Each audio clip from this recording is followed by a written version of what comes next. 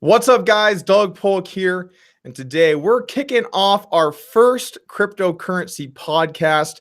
I know we've done a lot more pre-recorded videos, talked about various subjects, but I felt like I wanted to get a podcast going, get some of the more reputable and intelligent people in the cryptocurrency world to come on the air and help explain some things. I'm always straightforward with you guys. I'm still pretty new to the space overall, and it's always good to get some more technical information or people that have been involved in cryptocurrency for a long time that have a lot of knowledge.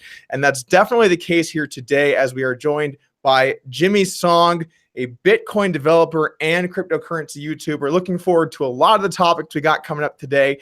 We actually have a list of some of the ones we'll be discussing in the description below. But before we jump into that, I want to quickly let you guys know that this is going to be the last podcast and only podcast on my main channel. I'm going to be moving it over to my cryptocurrency podcast channel. It's a separate channel. The reason I'm doing that is I feel like the content type is a lot different than some of my edited videos. And I want people to have the option of deciding, what they want to watch or watch both or whatever. So this is basically your last chance, final warning. If you want to continue to watch these podcasts and hear more about what's going on in cryptocurrency, I'd strongly recommend checking that channel out. We're going to be doing our second podcast next week, where we'll be joined by Jason Les.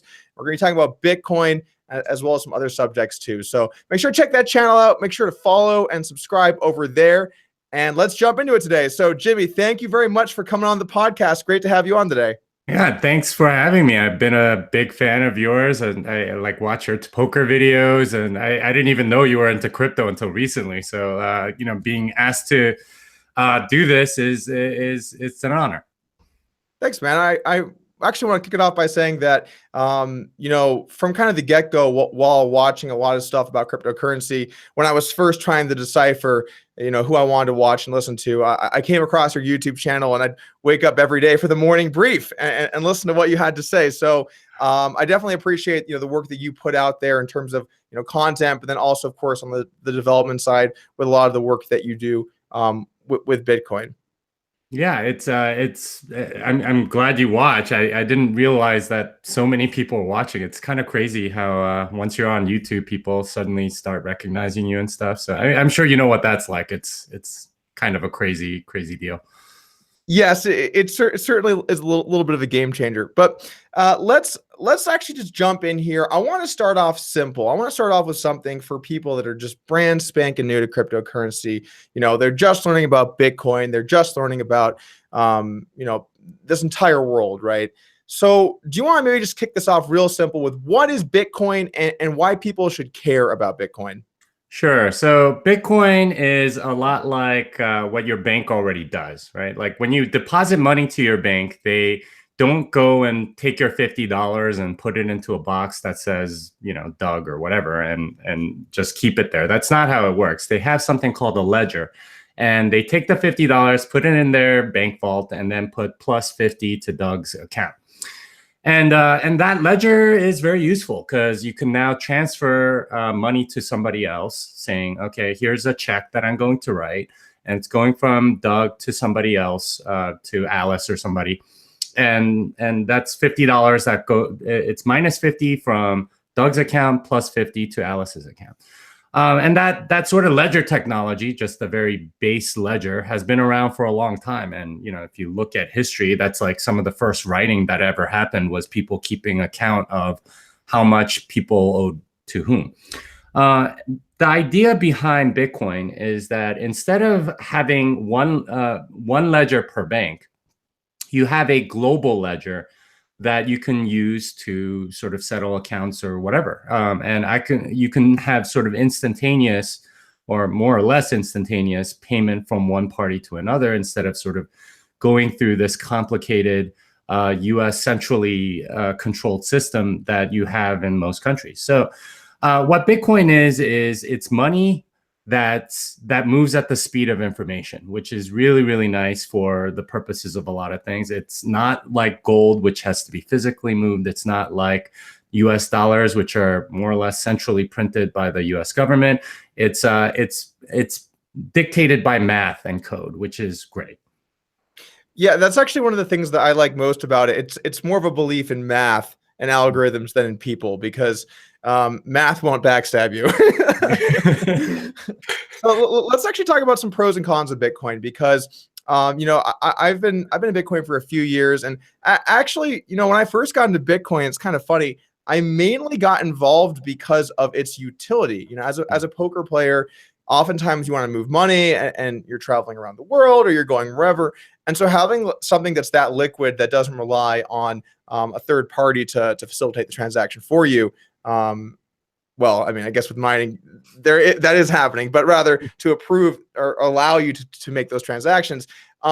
It just had so much utility to be able to move money around like that for a poker player. So I kind of like luckbox stumbled my way into Bitcoin in 2013, and over the course of time, I was like, oh, this actually ended up being an investment, even though that wasn't really where things started out as. So some of the pros, like it seems like not allowing someone else to control your money is a huge plus.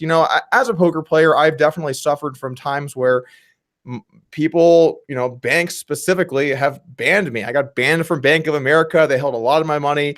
They don't have to tell you anything. So I just was basically waiting for months just to hope that I get my money back, which sucked.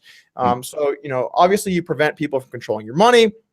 Obviously, you allow for transactions that are much quicker than a lot of other ways of transacting, and really just you can put your money in something that actually can appreciate over time because it's deflationary rather than inflationary. Are there any other real positives that you see to Bitcoin when it comes to what some of its upside is?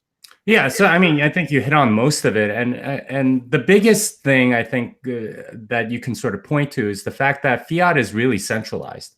And when you have a centralized thing, you have various choke points that the government can sort of utilize to control whatever it is that you're trying to not let them control.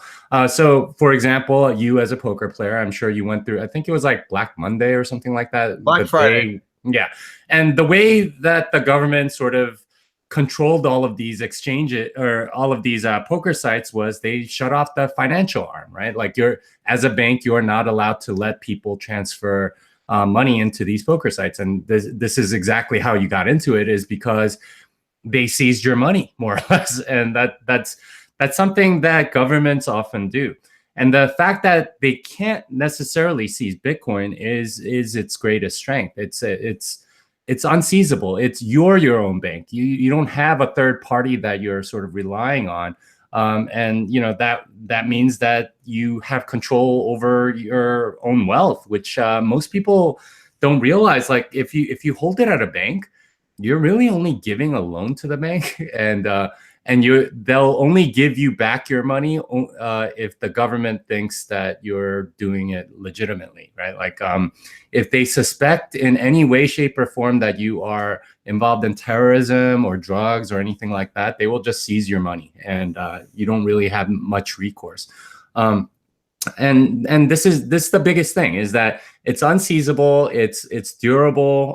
It's not like gold that might be like that sort of wears away slowly, but it still sort of wears away. It's not like real estate. It's not like fixed in one place. So it's very portable. And it's even better than gold in that respect, because you can sort of, port it in great distances without, requiring much money. It's kind of crazy, but up until like 30 years ago, people were still mailing each other gold, and after like some sort of gold settlement. And it would take like 5 or 6 days for gold to arrive from someplace. So, these are all good things. The thing for me that I think it all points to is that it's a really good store of value. And you hinted at this, you kind of stumbled into it. But that's the main value proposition, is that because of the math behind Bitcoin, there can never be more than 21 million Bitcoins. And that means that there's a fixed supply. And scarcity is one of those things that a lot of people don't think that much about. But pretty much everything in the world can be created with more human effort. With Bitcoin, that's not the case, which is kind of astounding, given that pretty much everything else can increase just with more human effort. So as a result of that, you have a fungible, durable, portable way to transfer value that ends up becoming this amazing store of value that you can sort of keep around. And that's kind of the role that gold had about 100 years ago. It doesn't anymore, obviously. But yeah, that's why it's great. Yeah, I would agree on all those points. But one thing I really like to do on my channel, I like to try and be unbiased and bring up negative aspects. I'm sure you don't talk too much about the downsides to Bitcoin, but let's actually talk about a couple that I think are most interesting. So let's talk about Bitcoin's kind of, I don't know what you would call it, transition, I guess, from being more of a peer-to-peer cash over to more of a store of value. And now, with increasing SegWit adoption and obviously as Lightning Network becomes more prevalent, we're going to see it kind of revert back to being more of a cash, peer-to-peer cash system. But, specifically when we look at the last few months, 3-4 months, Bitcoin transactions up until lately have been fairly slow and fairly expensive. So it seems like Bitcoin, although it started as more of a currency, it kind of became more of a store of value. So what's your opinion as far as maybe some of the competitors that are better as peer-to-peer cash? And what are your thoughts on that transition from cash over to more of a store of value? Yeah, I would argue that it wasn't. It was utilized as cash, especially for businesses, right? Like if you're a poker site, you like the fast payment aspect and the fact that you can transfer it really quickly. But I think the reason why most people got into Bitcoin wasn't necessarily because you can transfer value. I mean, there certainly were people like you that were, looking to take cash out of one side and take money out of one side and put it into another. And there were certainly people that were on the dark web that wanted to, order certain drugs or whatever. And those people definitely used it for medium of exchange. But the main use case, I think, for even back then, even in like 2011, 2012, 2013, is as a store of value, a speculative investment, whatever it is that you want to call it. People bought it because they thought, okay, there's a fixed supply, there's increasing demand. The laws of economics work there, which means that price will go up. And I think that's why they used it. That said, I hear you on the fees and that being very high right now, or at least up until recently. And that's certainly something that a lot of people, especially businesses, are very concerned about. And this makes sense because if you are a business, you want more transactions because that's how you make money. And it's kind of funny because the New York agreement, which was agreed to like last May, was signed by businesses, right? And they wanted more capacity, and that's kind of why they signed it, is because they thought, okay, well, I'm gonna get more business this way, and it's a lot easier for me than implementing something like Lightning channels or transaction batching or any of these other solutions that would come up. So yeah, I mean there are negative aspects. I mean, I would say that medium of exchange sort of use cases are there. I would say privacy and sort of fungibility concerns are probably more interesting to me because Bitcoin doesn't really have that right now, especially given the drastic AML KYC laws that pretty much every exchange implements. Well, yeah, if you're going to take U.S. customers, they're getting more and more strict by the day, especially after the hearing from the Senate last week, which maybe not the best news for some upcoming ICOs and stuff. But let's talk about that a little bit later. So just to ask one more question on that point, there might be some people that when they look at Satoshi's original vision, and you can already kind of hear who I'm talking about, but we'll get into who that is more later. When you look at Satoshi's original vision, he said peer-to-peer, cash system. He was talking more about a currency than a store of value. So do you think that it's important for Bitcoin to follow more in line with what the founder of Bitcoin saw, or do you think it's more important for us to be realistic and use it as what it's becoming? Well, so the white paper's title was peer-to-peer electronic cash. That's true. But as far as I'm concerned, if you read the whole white paper, it was about utilizing, having an electronic money. And money has three sort of components to it. Medium of exchange, which is what peer-to-peer electronic cash is talking about. Store of value and unit of account. Unit of account, isn't really that relevant because we price very few things in Bitcoin today, other than maybe like altcoins and like Cassatius coins or something like that. But store of value is the killer app, because when you have, and that sort of drives out the medium of exchange use case as well. Because when you have an asset that's going up in value, people don't want to spend it, right? They'd rather spend US dollars. I don't want to spend Bitcoin. I still remember in 2013, I bought like, $100 worth of beef jerky. And, that was delicious beef jerky, but that's now like 0.25 Bitcoins. And that's, like $2,000 beef jerky. It was good, but it wasn't that good, And a lot of people have gone through that, right? People bought cars for like a couple hundred Bitcoin. That's like a few $1 million, right? It's kind of crazy, but that's kind of how money tends to evolve, and it will be peer-to-peer electronic cash. We just need to be a little more patient. Yeah, I would say from my own personal experience, running an online business, I have a poker training site called Upswing Poker. We added in Bitcoin, popular demand. The people wanted it, Jimmy. They're like, give us Bitcoin so that we can pay for this using Bitcoin. And we're like, all right, there's just overwhelming demand. Like the people want it, let's do it. We implement it, and we're like, all right, here come the sales. Didn't come. Every business has gone through exactly what you have, like Expedia, Dell, Overstock. Like they get it like sort of an initial burst, and then like no one pays for it ever again. It's just, it's kind of, and there's a reason for that. It's called Gresham's law, right? Bad money is spent in preference to good money, because you want to hold the money that's like increasing in value, and because it's a good store of value, the medium of exchange case isn't utilized as much. And that has to be a drawback in some capacity, right? That, I think of like one of the reasons why, we had the price crash or whatever you want to call it recently. And one thing that I felt like made me feel safe about the whole thing, and maybe I'm just a poker player, so I'm used to swings, and I was just like, whatevs, man. Like actually, no, I've never lost more money than that, but I've lost a lot of money before.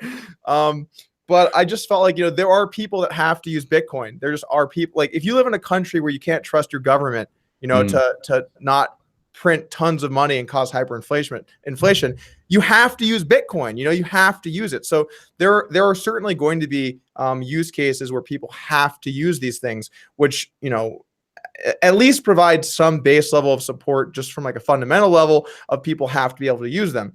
So in my mind, the more that Bitcoin's infrastructure includes medium of exchange, the more its baseline of support and the more maybe its adoption can increase. Do you think that maybe it could be a drawback for Bitcoin that people aren't using their Bitcoin to purchase things with businesses? Yeah, I mean, it's a tough question, because it's any sort of economic activity is a dynamic system, and you don't know how one affects the other. I'm sure you're well aware as a poker player, like one person can affect another person, and you have to sort of watch that interaction in order to figure out what's going to happen. And we don't know all of the variables. I will say though that in those poor countries where the government sort of seizes your stuff or whatever, you're really using it more as a store of value, right? Like if you are in Venezuela, you hold Bitcoin because the bolivar is worth nothing, and you only spend when you absolutely have to, and hold preferably in larger chunks. I think there will be services that sort of allow that, where you can sort of hold it somewhere and sort of spend it in smaller chunks, and that sort of use case can be handled. But all that said, the situation where fees tend to be high or whatever, it's a temporary thing. I think there will be sort of market solutions, especially Lightning, sidechains, like even batching or like semi-bank-like services where they'll pay on your behalf using sort of some off-chain solution or something like that. Those will all come into play, and whenever there is sort of a lot of demand for something and the cost is high, this is when, you know, disruption and entrepreneurship comes in and sort of saves the day. And it's a win for everybody. It's a win for that business that's like providing a solution. It's a win for the customers that are saving money. It's a win for the entire ecosystem because it's getting more utilized. So I look forward to that. I don't know exactly what shape that's going to take and exactly what sort of companies will come out of it, but I have faith in the markets. Fair points. Let's address one last con, and then let's move into some more positive stuff here. But this is maybe the number one thing that I hear. I assume for you too, but I mean, you tell me otherwise. I hear people say, "Okay, but why is it worth $9,000? Why is it worth anything? Why is it not going down to zero? Bitcoin doesn't make any revenue. It's not like a stock where there's revenue and a PE ratio. Why is Bitcoin worth anything? And why will Bitcoin not become the next tulip bulbs?" I swear to God, the next person that says tulip bulbs to me, I just don't know if I can take it anymore. Yeah. If you've been in Bitcoin at any length of time, tulip comes up like every month or something, or like to everyone that you talk to, and they think they're being so original by like mentioning tulips or something, and like, okay, we've heard this before. Come on, man. So yeah, it's the thing about store of value and sort of utility, or why, you know, this is something that economists have debated for years. But think of it this way. Think about like sort of primitive man, like maybe like 6,000 years ago when they started using gold as sort of a store of value and money. Think about what they were asked to do, right? Like, it's like, okay, you want me to take the shiny yellow metal that has a low melting point that isn't really good for anything. I can't make weapons out of it. It's too malleable. It has a too low a melting point. Like, I can shape it, but it's not going to be that durable for that particular purpose. You want me to take this as money? What? Why? And you know, that's kind of where people are with Bitcoin when they're asking that question and saying, okay, well, what, you know, why is it worth $9,000, right? Like, why is it worth anything? That's just the nature of a common store of value, and you know, money or whatever. You know, like the American Indians, they used wampums, right? Like these were like sort of like kind of like shells that were fished out of like the northeastern states or whatever. But the entire continent of the United States used wampums as sort of money, and they weren't really useful for anything, right? Like they didn't use them to like build houses or like jewelry or anything. It was just that's what they used, and this is what money ends up becoming in any society. And that's a good thing. You need a store of value. You need some common medium of exchange. You need a unit of account. Any society that doesn't have money tends to collapse pretty quickly because trade is very, very difficult without money. And we're kind of getting deep into the weeds of economics here. But if you don't believe that you know, store of value is valuable for society, go live in Zimbabwe or Venezuela, and you will know instantly why having a good store of value or medium of exchange is very useful. Because, you know, like the entire economy or the supply chain or all of the trading that goes on behind the scenes, they all collapse as soon as you don't have a good store of value or medium of exchange or unit of account. So in many ways, that's what Bitcoin represents, and that's why it's valuable. I mean, like, you know, you can say the same thing about the dollar pretty much, except it's worth much less. Harder to send places too in general. Yeah. And it's more easily like sort of inflated away from you. So yeah, that's the reality. Yeah, I saw someone post a graph or a meme or whatever where it was like it showed like the dollar bill's value by inflation, and like it just showed like -2% or 4% every single year, and said just like USD, what a shit coin or something like that. And Yeah. I just too funny. Let's talk about fiat though, because you know I think for a lot of people when we think of money, we think of fiat currency. At least when I say we, I guess I mean society. Obviously, not the people in cryptocurrency, but people in general think of money as fiat. And I think that jump into just you have to trust in the system that, you know, it'll be valuable because people say it's valuable and because it does provide, you know, all of these services to the people that are able to use it. for people that look at fiat and think it has value, it's kind of funny to me because the US dollars are not gold backed anymore. That's like a really common misconception that people still seem to think. Like the gold standard went away a long time ago. It's basically backed by the full faith and credit of the US government. So essentially, like the government is just saying it's a dollar because we say it's a dollar, right? So it's actually not all that different from Bitcoin in that way. Yeah, well, I mean, it's different in the sense that it's centrally controlled. So every time they have a debate, I meant in its value, not like sort of like except with Bitcoin, it's the market that says it's 9,000. With the dollar, it's the U.S. government that says it's worth $1. And everything sort of like prices itself around it. And the thing about inflation is that the inflation statistics that we're told are completely and utterly manipulated. If you look at like the price of like any consumer good from 10 years ago, you'll see that it's like half, like 60%, or like it's gone up 60-70%. So if you do the math and figure out what the actual inflation rate was, it's like it's a lot more than 2 to 3%. It's more like 6, 7, 8, 9, 10%. We don't really know because it's hard to know aggregate statistics on an economy. But yeah, the government controls things, and every time the Congress is debating like raising the debt ceiling or whatever, that's just a nice way of saying we're going to print some more money, right? Like that's all it is. We are authorizing the Fed to print more money because it's not really about some debt level or something abstract like that. It's them printing money. And every time they print money, they are taking the purchasing power of your dollar away. It's a way for them to tax you, and this is something that every government has realized, and it's something that's why they deficit spend, right? Because they can spend now and basically pay back later when it's inflated much more. So it's a scam, man. It's all a scam. And it's kind of sad that people are just waking up to this, but at least, I mean, Ron Paul knew this like 40 years ago and he was talking about it. But it's too bad. But I'm glad people are starting to wake up to this fact, because it's stolen a lot of wealth and things away from people, man. Well, let's just play devil's advocate here for a little bit, as I like to do.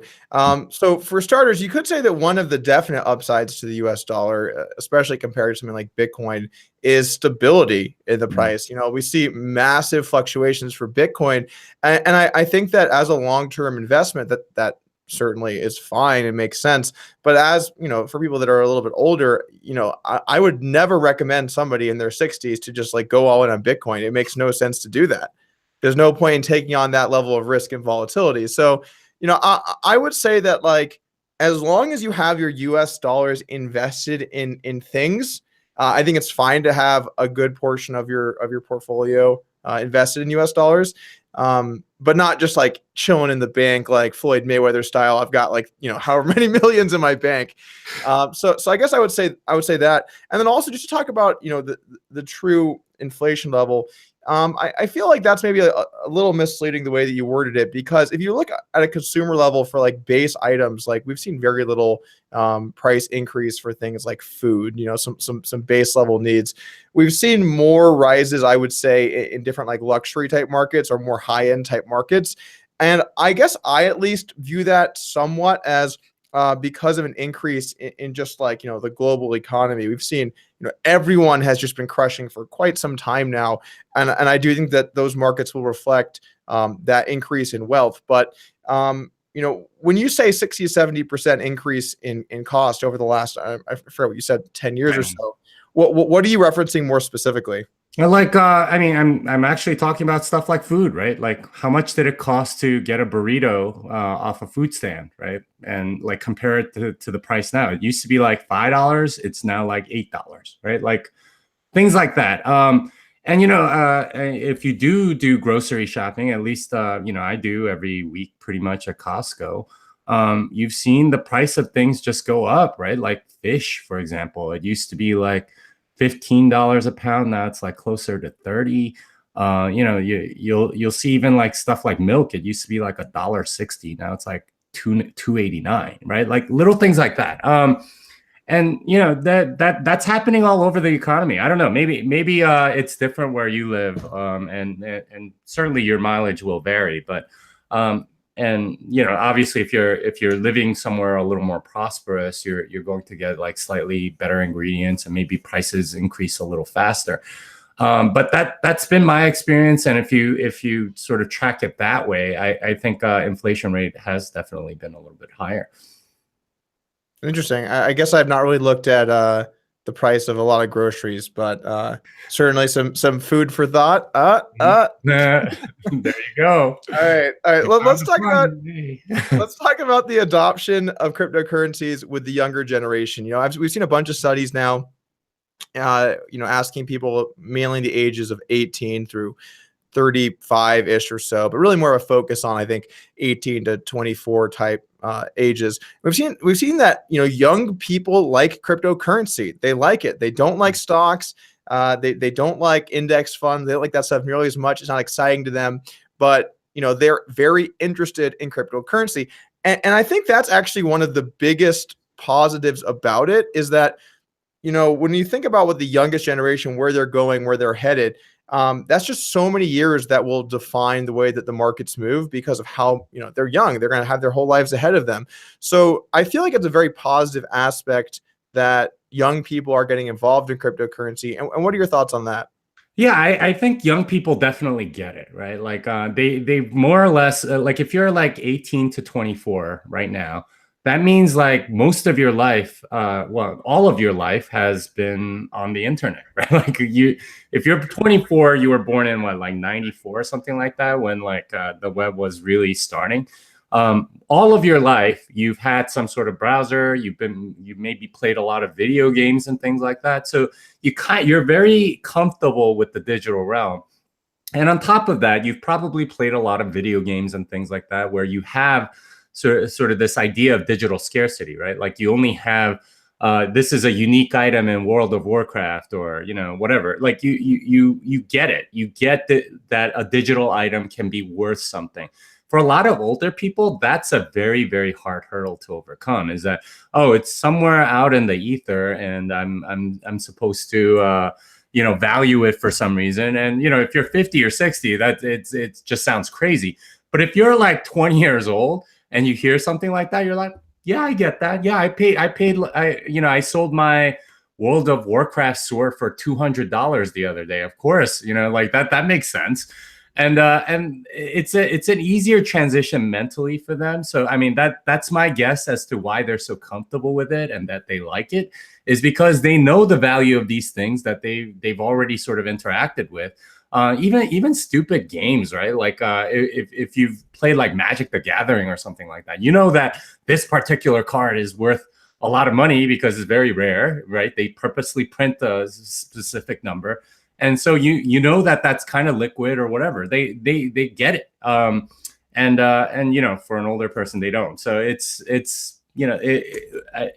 is advantageous to be young in that sense. So hopefully more of them like learn, and there is this sort of massive wealth transfer, because as far as I'm concerned, and at least in the United States and other places, all of the wealth is in old people, which is historically kind of rare, right? Like most throughout history, it was more or less in like the 40 to 50s range. Now it's like, all the really rich people are like 70 or 80. It's kind of crazy that way.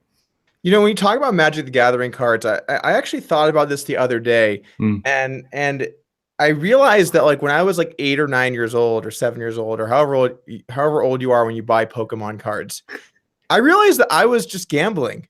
I was like an 8-year-old kid gambling, and it struck me, and I'm like, damn, that's actually kind of fucked up.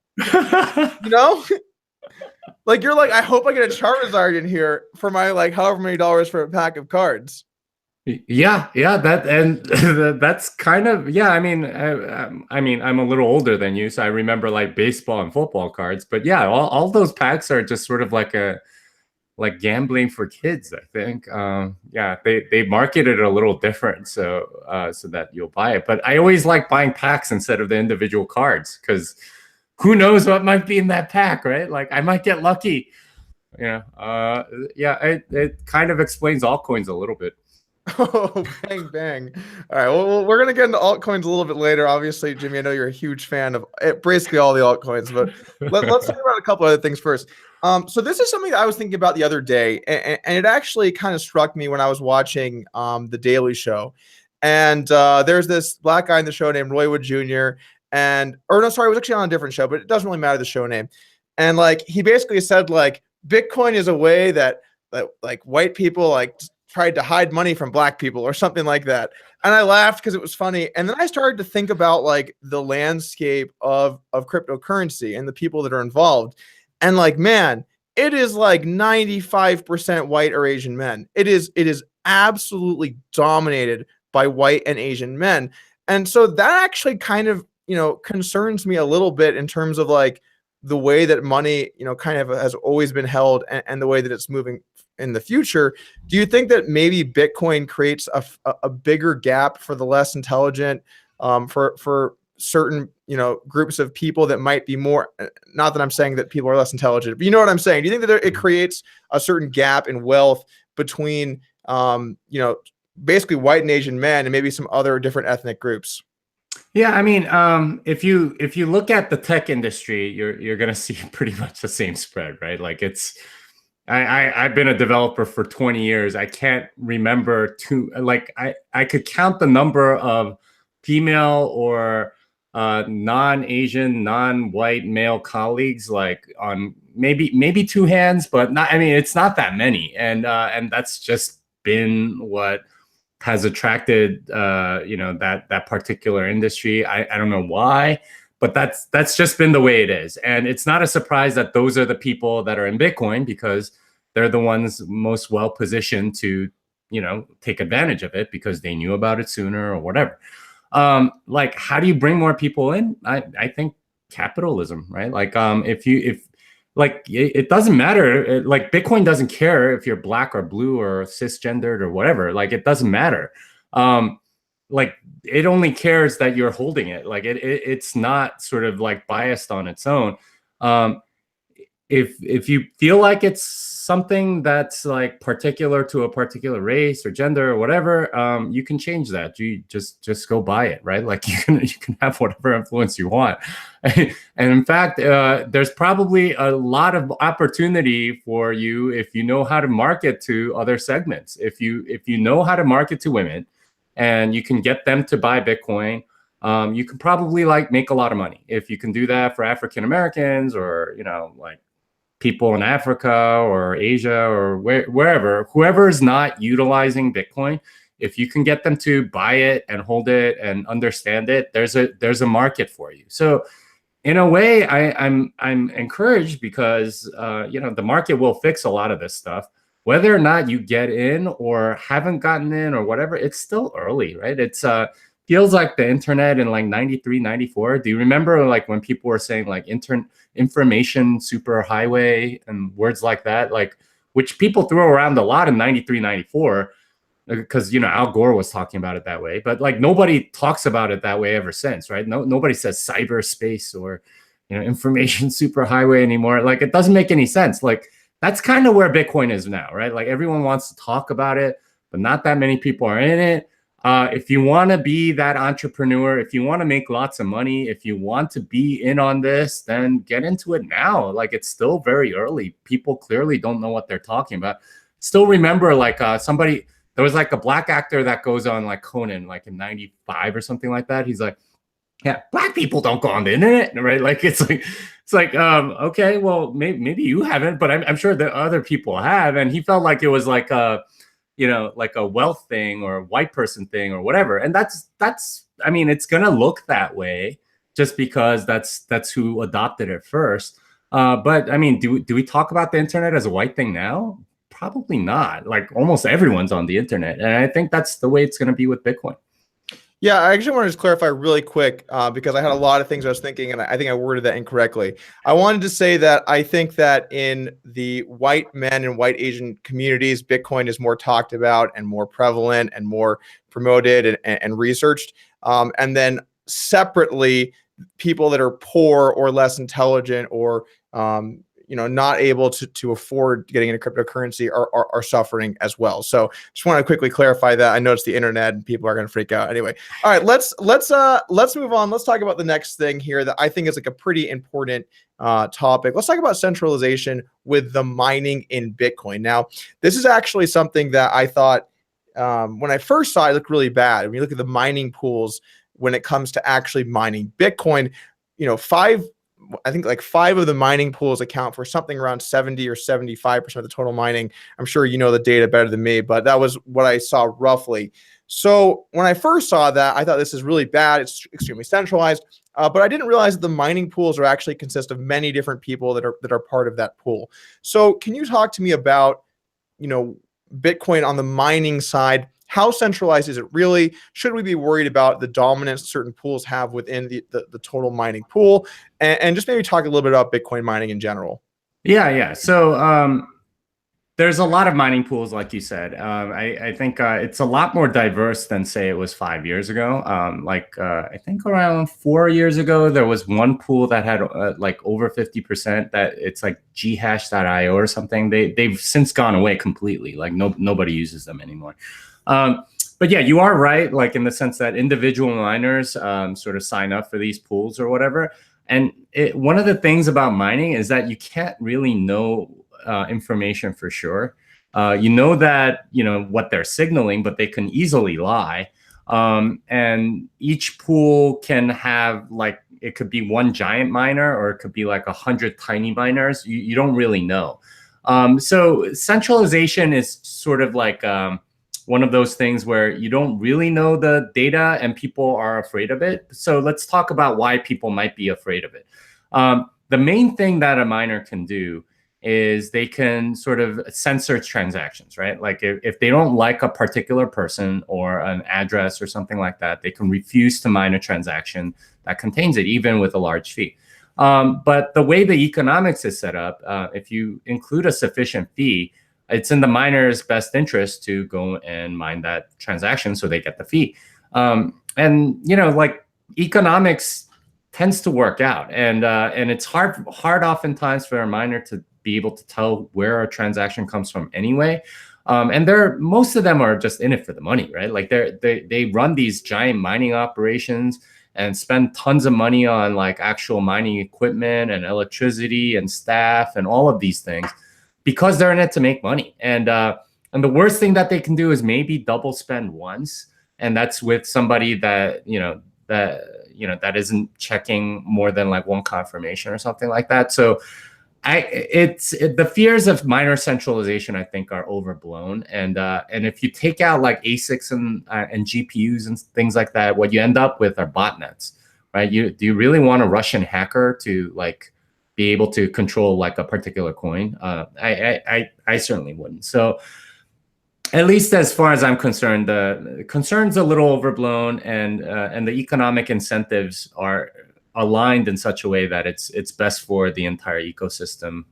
It's fine. Would I like more pools? Would I like more geographic and jurisdictional diversity? Yes, because that sort of decentralizes the risk a little bit.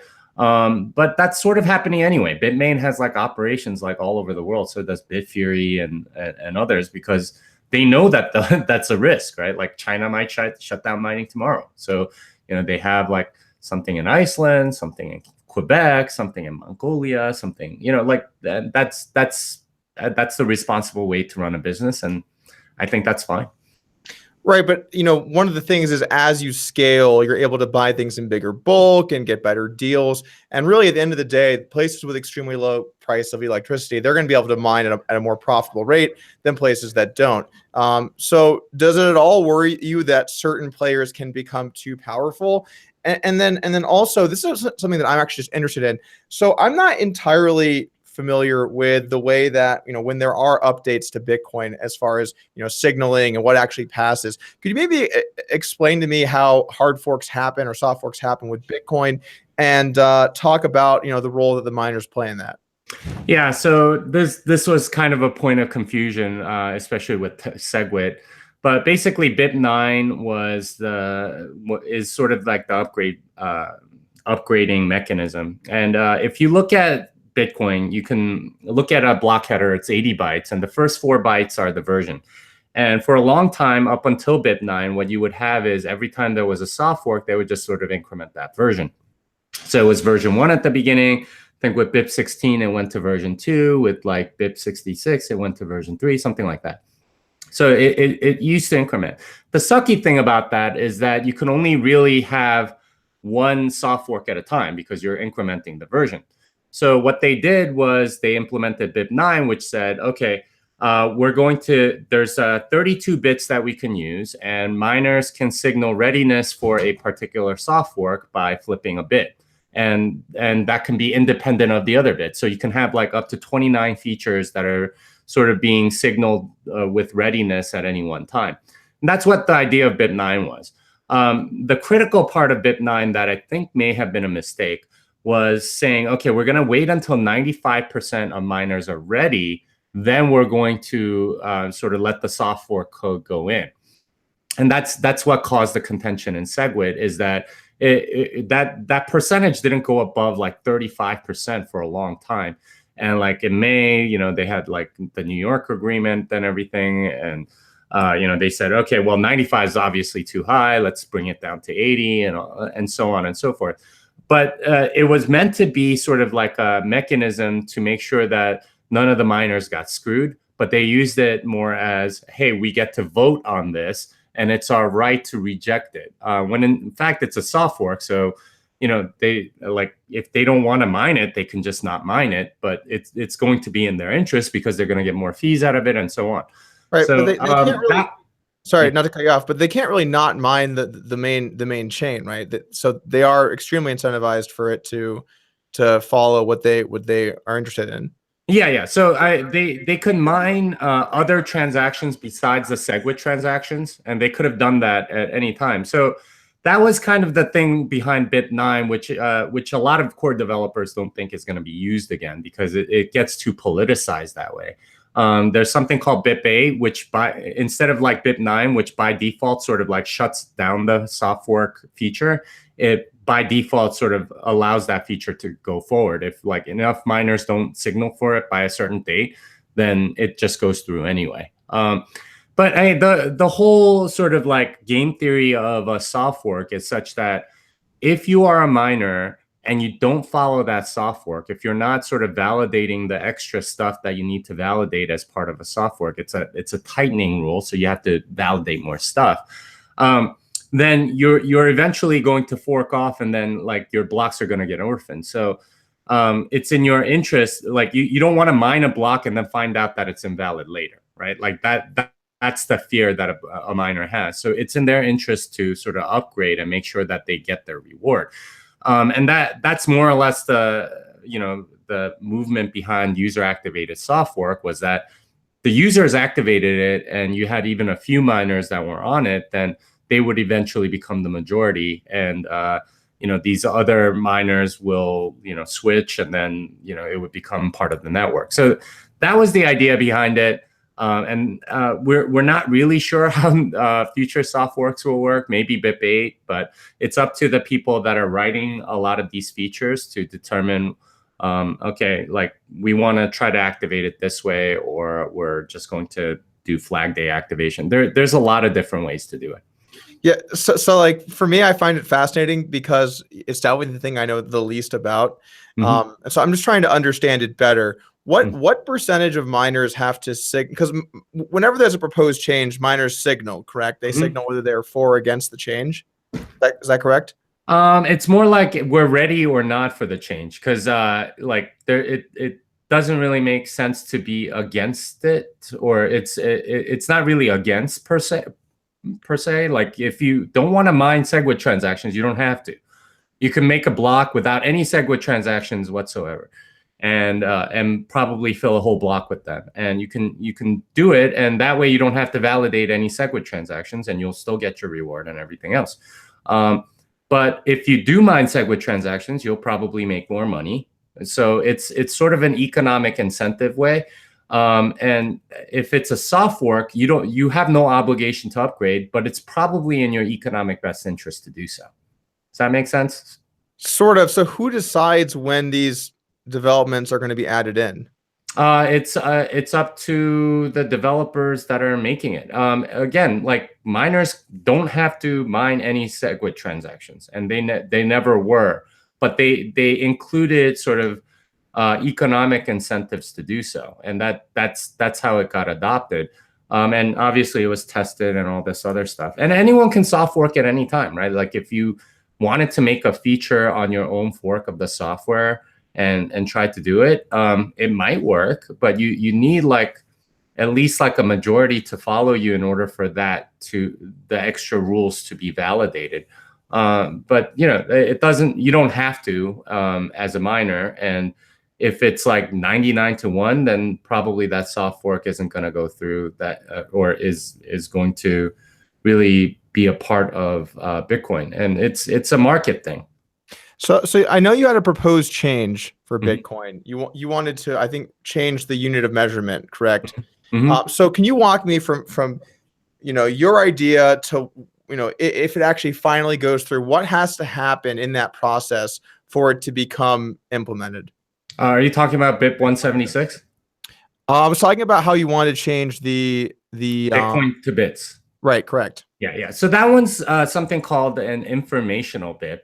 BIP stands for Bitcoin Improvement Proposal, and an informational BIP is just sort of like, you don't have to follow this.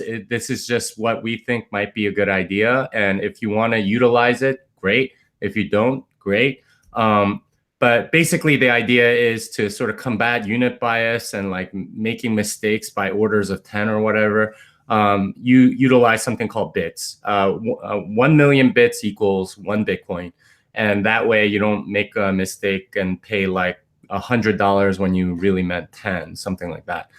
And that was just, it's already been around. I only wrote it up because some CEOs of various companies were asking me to, and I had proposed it before, and they were like, "What? Can you finish this?" I was like, "Okay, well, let's see what happens."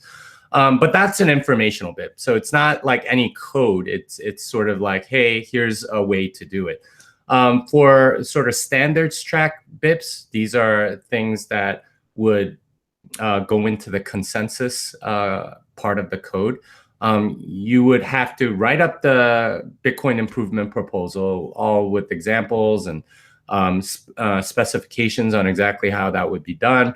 It would have to get reviewed. Once it's approved, then you would have to submit some code. Once that's reviewed, then you'd have to fix whatever they said. And then if there's consensus on it, then it gets merged in. And at that point, it can become a part of Bitcoin. But again, miners are free to reject it, right? Like, and everyone that runs a node, you're master of your own node. You don't have to run that software. You can if you want to, but that's the idea. It's a decentralized network, so that means no one's in charge. Right. And then this is why things are done as soft forks. Okay, let's move on. Let's talk about Lightning. Because I've heard a lot about Lightning over the last few months. Obviously, we saw the first Lightning nodes, I think early January, maybe late December, if that's correct. Then I saw an update that there were over 1,000 Lightning nodes running now. Can you talk a little bit about what Lightning is, some pros and maybe some cons as well? Yeah, sure. So if you think about sort of a Bitcoin transaction as like a check, right? Like I'm giving you $20 or something like that. And more or less $20 gets debited from my account and $20 gets credited to your account. Imagine if we do a lot of business, right? Like you and I, maybe we're playing poker, right? Like, and money keeps going back and forth, right? That would be business.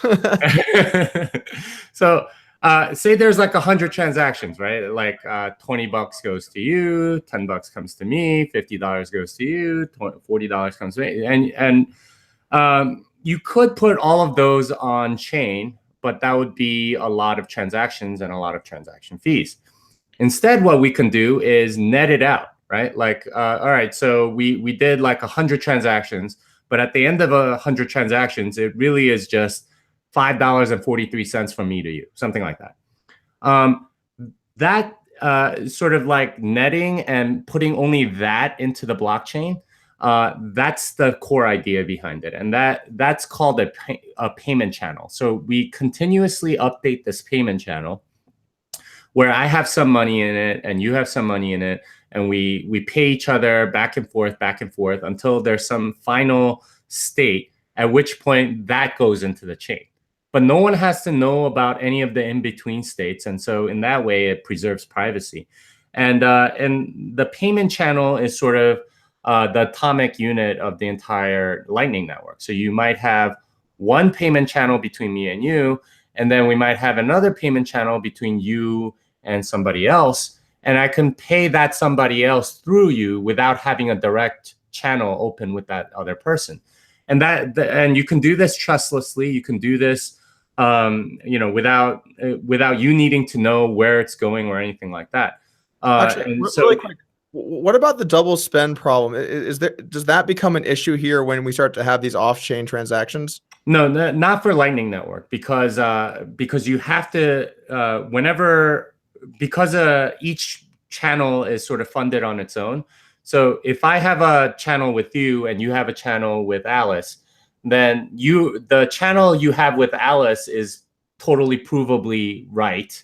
The channel I have with you is totally provably right. So if I can't spend money to you and to somebody else because the funds are locked in that channel between you and me. Okay, gotcha. Yeah. So utilizing that, we can imagine like it can go through like many different hops and not just like one or two. And that's the idea, is that you have an entire network of payment channels, and that's what's called the Lightning Network. I can pay anyone on the network as long as they're connected and there are enough funds sort of along a particular path, and we can do it, and we can sort of net out as a whole network, right? You don't have to net out like every day or whatever. Ideally, what you do is everyone opens a channel, and then we just do business on that channel, and no one has to know exactly what happened. It's one of the weaknesses of Bitcoin, by the way, is that every transaction gets recorded on Bitcoin forever. So, people know about like, given sufficient sort of metadata around the particular transaction, they might know that you bought nipple rings like in 2013, right? Like that would be kind of embarrassing. But with something like Lightning Network, you might buy lots of different things from Costco. I don't know if they sell nipple rings, but you might buy lots of things from Costco. Sure you don't, Jimmy. I'm not buying it.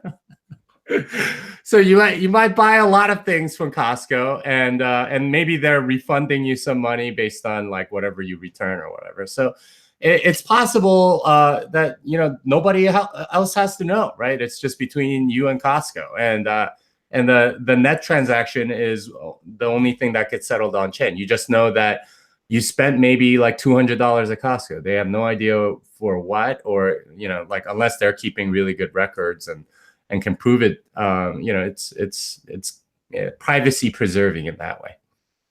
Do you think that Lightning is going to end up solving a lot of the issues that Bitcoin has as far as transaction speed and cost?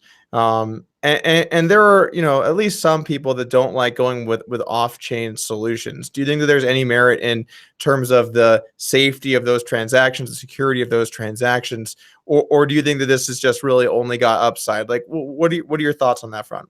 Yeah, so there's definitely a lot of upside because Lightning transactions are more or less instant. It really is the speed of information. Like if I wanted to send some money via the Lightning Network, it can get confirmed really fast because it's just the middle hops that need to sign a few things, and then it comes back. It's kind of like a web page load. However long that takes, that's how long a Lightning transaction can take.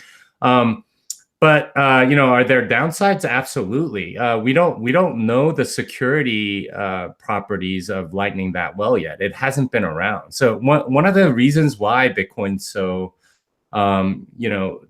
trusted more or less by a large part of the community is that it's been around for 9 years, and all sorts of attacks have gone against it. People have tried all sorts of things to break it. We haven't had that with Lightning. And this is, one of the reasons why I'm very skeptical of a lot of altcoins, because they haven't had that much usage. And, a lot of them are like, a few months old or whatever. You don't know the security properties of something that's a few months old, that hasn't been used yet, that people haven't, tried hacking. Like, put some Russian hackers against it. Then you can find out the real security properties. And this is one of the things that we honestly need to do with the Lightning Network. And one of the weaknesses, honestly, is that you have to keep your private key online.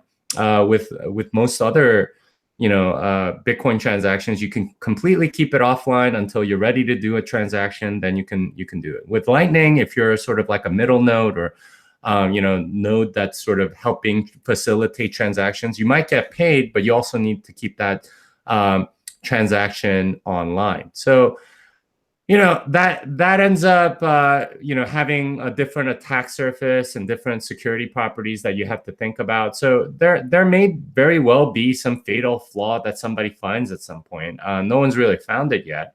But this is why I like Bitcoin, is because it's a market and there are other solutions that are trying and competing against it. So I believe in markets. I think somebody will come up with something at some point that's off-chain and really scalable. Yeah, it sounds like we have a lot of smart people working to try and create some innovative solutions to the problem. Let's just quickly talk about a couple things. So, I hear people talk about Blockstream all the time, especially from like the Bitcoin Cash guys. In fact, I actually got accused in a recent video I did, and then a talk on RBTC, of being a Blockstream shill. And so in the effort of wanting to understand who I was shilling, what exactly is Blockstream? It's a company started by Adam Back and a few others, but their original vision, I think, was to figure out how to do sidechains and a two-way peg. And if you don't know what sidechains is, it's basically like, if you think of a pegged currency. So, for example, certain currencies in Asia are pegged to the dollar. So, the central bank of that country tries to keep that currency in a certain range. What you have with a sidechain is something called a two-way peg, which means that it's always a 1-to-1 or 1-to-10 or whatever the ratio is. It stays constant. It doesn't float or fluctuate at all. So that means that it acts more or less like an extension of the main chain, in our case, Bitcoin.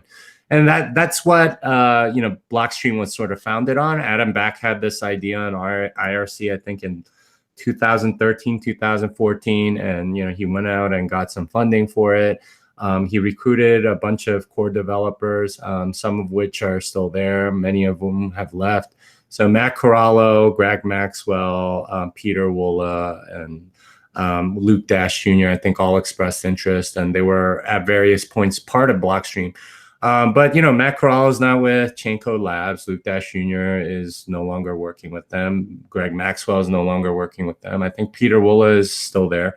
But it's a company that's like any other entrepreneurial company in this space. They're trying to innovate and make something new that people find valuable. So they have several products, including the Blockstream satellite. You can set up a satellite. I still have mine back there that Samson gave me.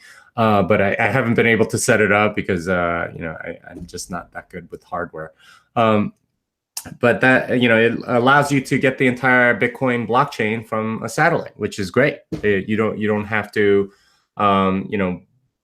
be connected to the internet in order to receive the Bitcoin blockchain, which is something that people always thought about. Is, hey, what if the internet goes down? Then you're screwed. Not exactly. Wait. You can still do it. I don't think I've ever heard anyone complain about that once. Oh, really? And I've had many people yell many things at me as far as the problems with crypto and Bitcoin and everything. Really? I've heard this several times. What is it? Was it Y2K? Well, what if the world goes down and you don't have electricity? Then doesn't this money disappear? You've never heard that? I mean, man, if the world goes down and electricity is gone and there's no internet, I'm not even sure Bitcoin's high on my my concerns list. I agree. But yeah, so they have Blockstream satellites. They have some other products. I think they have Liquid, which is like a side chain that's based on elements. They have some research projects. Yeah, they have a bunch of things, including Lightning and sidechains. They're sort of like, if you think of AT&T Bell Labs from many years ago, they're kind of doing that for crypto, and that's what they are.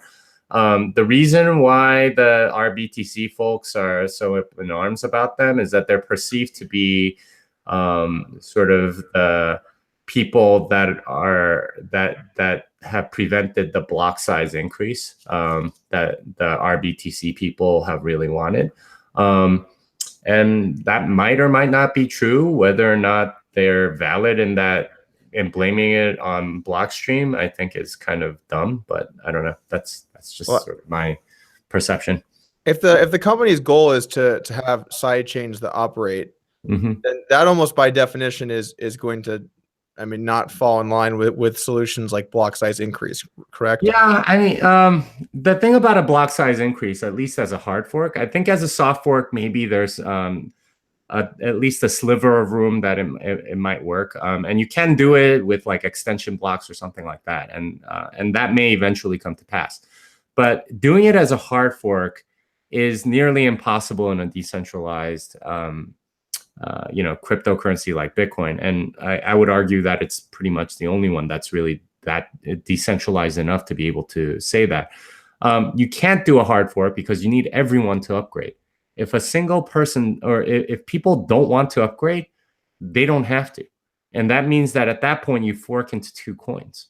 And that's more or less what happened with like Bitcoin Cash and Bitcoin Gold and all of these other ones is, you try to upgrade the entire network. If people don't follow you, you end up with multiple coins, and then you get into a fight over what's the real Bitcoin or whatever. So I don't think a block size increase was really tenable, especially given the opposition, and that's turned out to be the case, right? Like otherwise people would have followed Bitcoin Cash or whatever, and only a small part of the network did.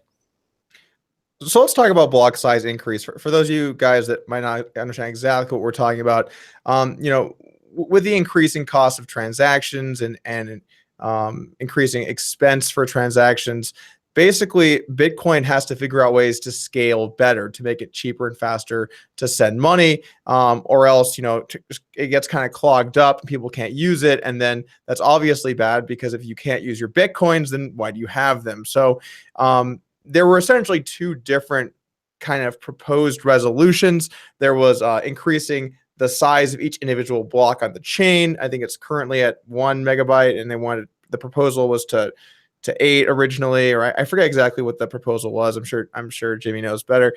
That was one way of going about it, and then Lightning Network or side chains were another. And I think originally we saw maybe even some potential of both kind of working together with SegWit 2x, where we saw a proposed small block size increase or doubling the blocks, and then also adding in SegWit. But ultimately Bitcoin went with more of the side chain resolutions, and Bitcoin Cash went with a block size increase that they felt was more in line with the original Satoshi white paper. Would you say that's fair? Anything I said wrong there? Well, so first of all, SegWit is a block size increase, and that was it was a soft fork block size increase. So you can right now on the Bitcoin network have a block that's like 4 megabytes. No one's done it because it doesn't really make economic sense to, but you can do it. With the other side was more or less 2 megabyte blocks, or I think 8 megabytes on Bitcoin Unlimited. And Bitcoin Cash ended up taking some of that into their code base.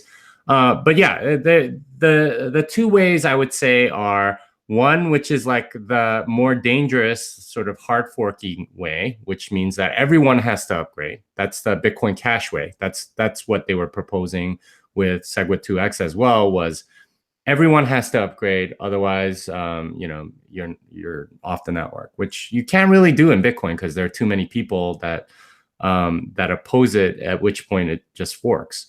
And then there was the other way, which was a soft fork, SegWit, which is a block size increase. It's just not realized immediately. So if you look at like, CoinDance or something like that, you can see what the size of the blocks are, and it's like 1.1, 1.2 megs. So it's clearly gone behind the 1 megabyte limit that used to be there.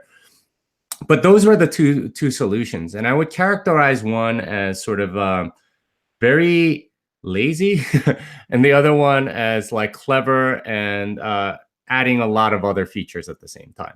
So SegWit allows you to do like sort of future upgrades in a very smooth way. It also fixes transaction malleability, which you need for the Lightning Network. I can get into the technical details, but I don't know if that's what you want me to do.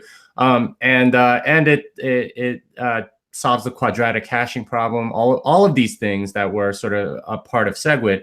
And then there was like sort of the block size increase, which would have fixed none of those, but had the side effect of making it very easy for businesses because they wouldn't have to do anything. With SegWit, they would have had to change all of their addresses and change up their infrastructure. So it would have cost them more. But with a 2 megabyte size increase, they just have to upgrade the software and they're done, right? Like it was much more business friendly. And this is why I think a lot of those companies agreed to the New York agreement, is because they wanted to do the least amount of work possible for the most amount of profit for their businesses. And that's kind of what ended up happening, is that a lot of people that weren't part of those businesses decided, okay, well, why should we agree to the laziest thing? Why wouldn't we want something that's safer and gets you, a lot more features and a lot more upgradability in the future? And that's kind of what SegWit was, and that's what ended up winning, more or less, because the holders in Bitcoin get a say, whereas in like whenever you look at the U.S. government, whenever government and business get together, they make regulations that are really good for the businesses, because that's what businesses do. So. And that's kind of what they attempted to do with the New York agreement. That's not what won, though. What are some upsides to block size increase? Because it seems to me like there has to be some good things that happen. I did try to understand kind of more where a lot of the Bitcoin Cash guys were coming from by posting on the forum and asking some questions. And I think that their argument is that just because something is more complex doesn't mean it's necessarily better. Not to say that they're right or whatever, but so what are maybe some advantages to just going with a more straight increase in block size, and then kind of also playing on that, when you talked about the security of the Lightning Network, because it is new, it hasn't been tested, it's going to take a lot to make sure that we get to the point where it's secure and doesn't have any potential weaknesses. Do you think that downside is also another good positive for Bitcoin Cash?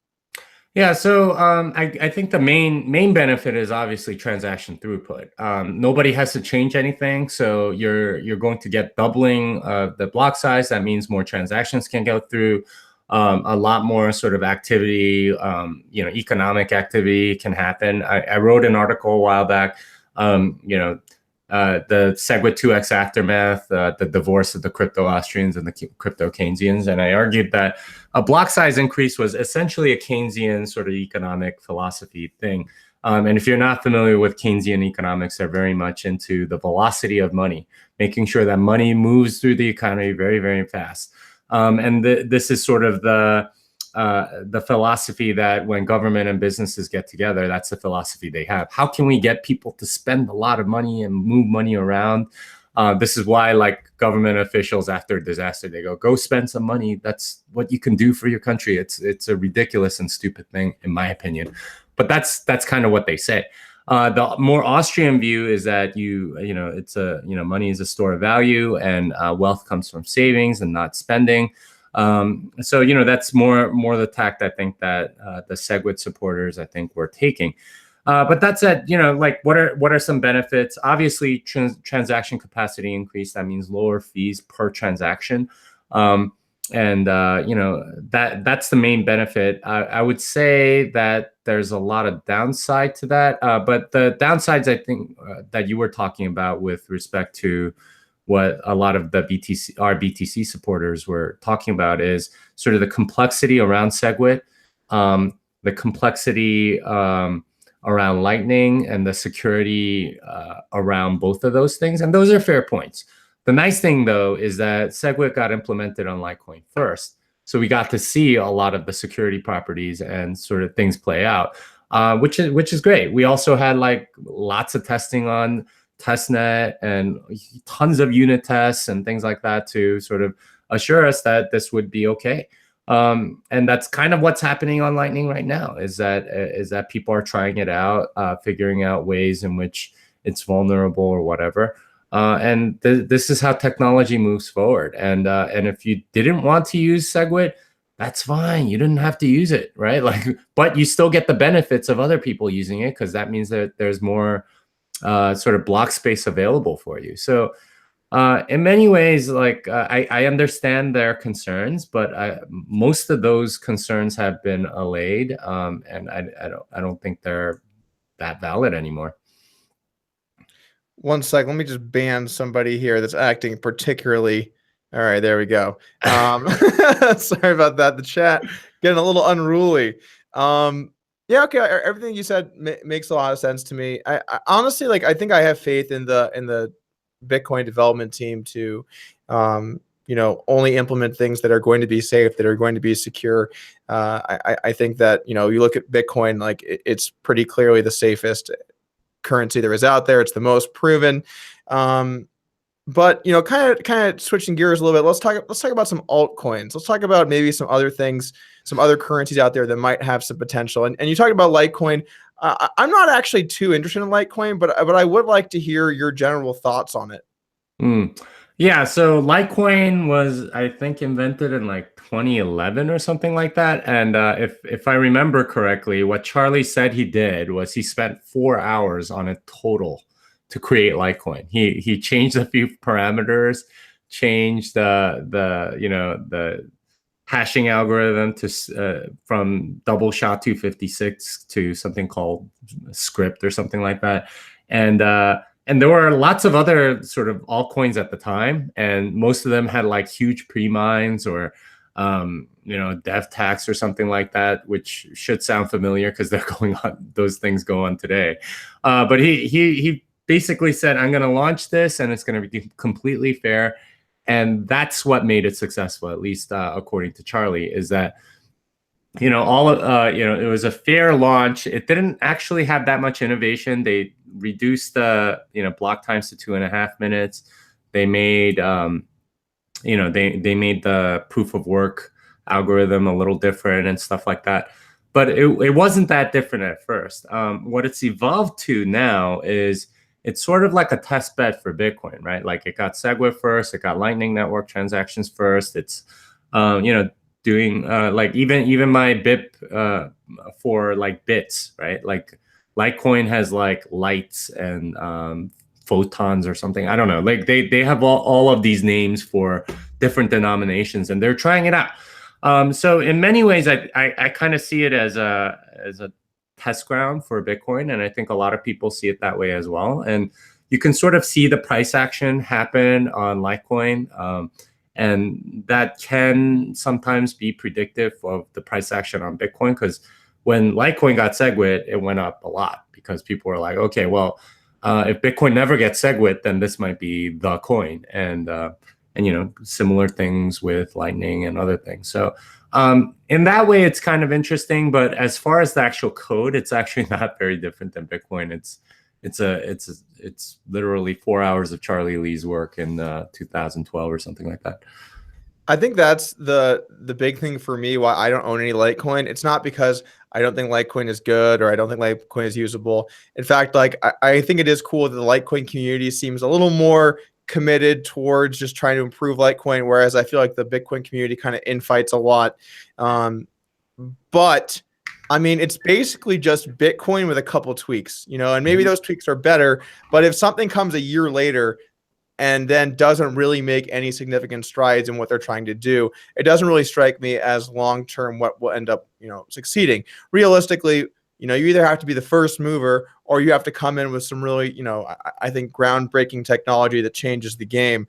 If you're not doing one of the two, what are you really doing? How are you ever really going to scale and become the biggest currency in the space? So I don't really own any Litecoin. I don't really see a ton of upside to it, especially with the fact that they're already listed in all of the big exchanges. We saw the Coinbase boost. Obviously, the price rocketed and everybody was like, oh, yeah, Litecoin. But it's like, okay, well, where is it going to go from here? Bitcoin's going to increase SegWit adoption, and we're going to get Lightning, and we're going to basically do all of these things. and now Litecoin's still there. And I'm not saying Litecoin's bad. I mean, I think Litecoin is totally fine, but it just doesn't really seem innovative enough for me to want to, pick it up as potentially a long-term hold. Yeah, I think what you said about sort of wanting something that's either first mover or an order of magnitude increase in utility. I think that's kind of what you want out of a cryptocurrency if you're looking at anything besides Bitcoin. It's not the first mover. So it's either Bitcoin or something that's an order of magnitude better. And I don't think Litecoin is an order of magnitude better.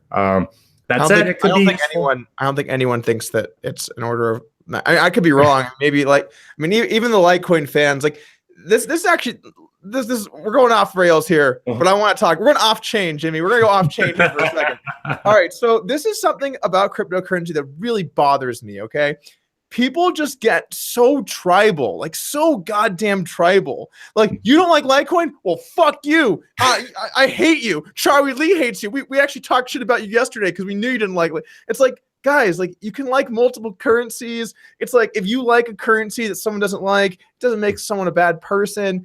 It's fine to try and be, open about things. Guess what? Your favorite currency, it's got problems. They all do. They all do. There's no currency that has no goddamn problems. If there was, we would probably just see that one at the top of the list by quite the margin. Everything has issues, especially as they scale. And you have to try and be like open-minded and understand. That's actually why I want to get cool people on the channel that actually know what's going on, so I can ask questions and learn. Like, I'm not an expert, and I'm totally fine admitting that.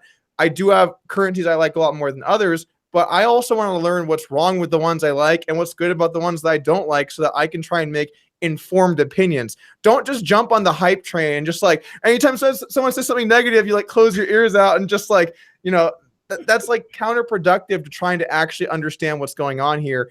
And, even if you don't like something, you should definitely listen to what people have to say about it, especially experts and developers and people that have been around a long time, what they have to say about it, and do your best to try and learn. Sorry, I had to go on that time. No. That's absolutely correct. And the thing about this space is that the loudmouths get the platform.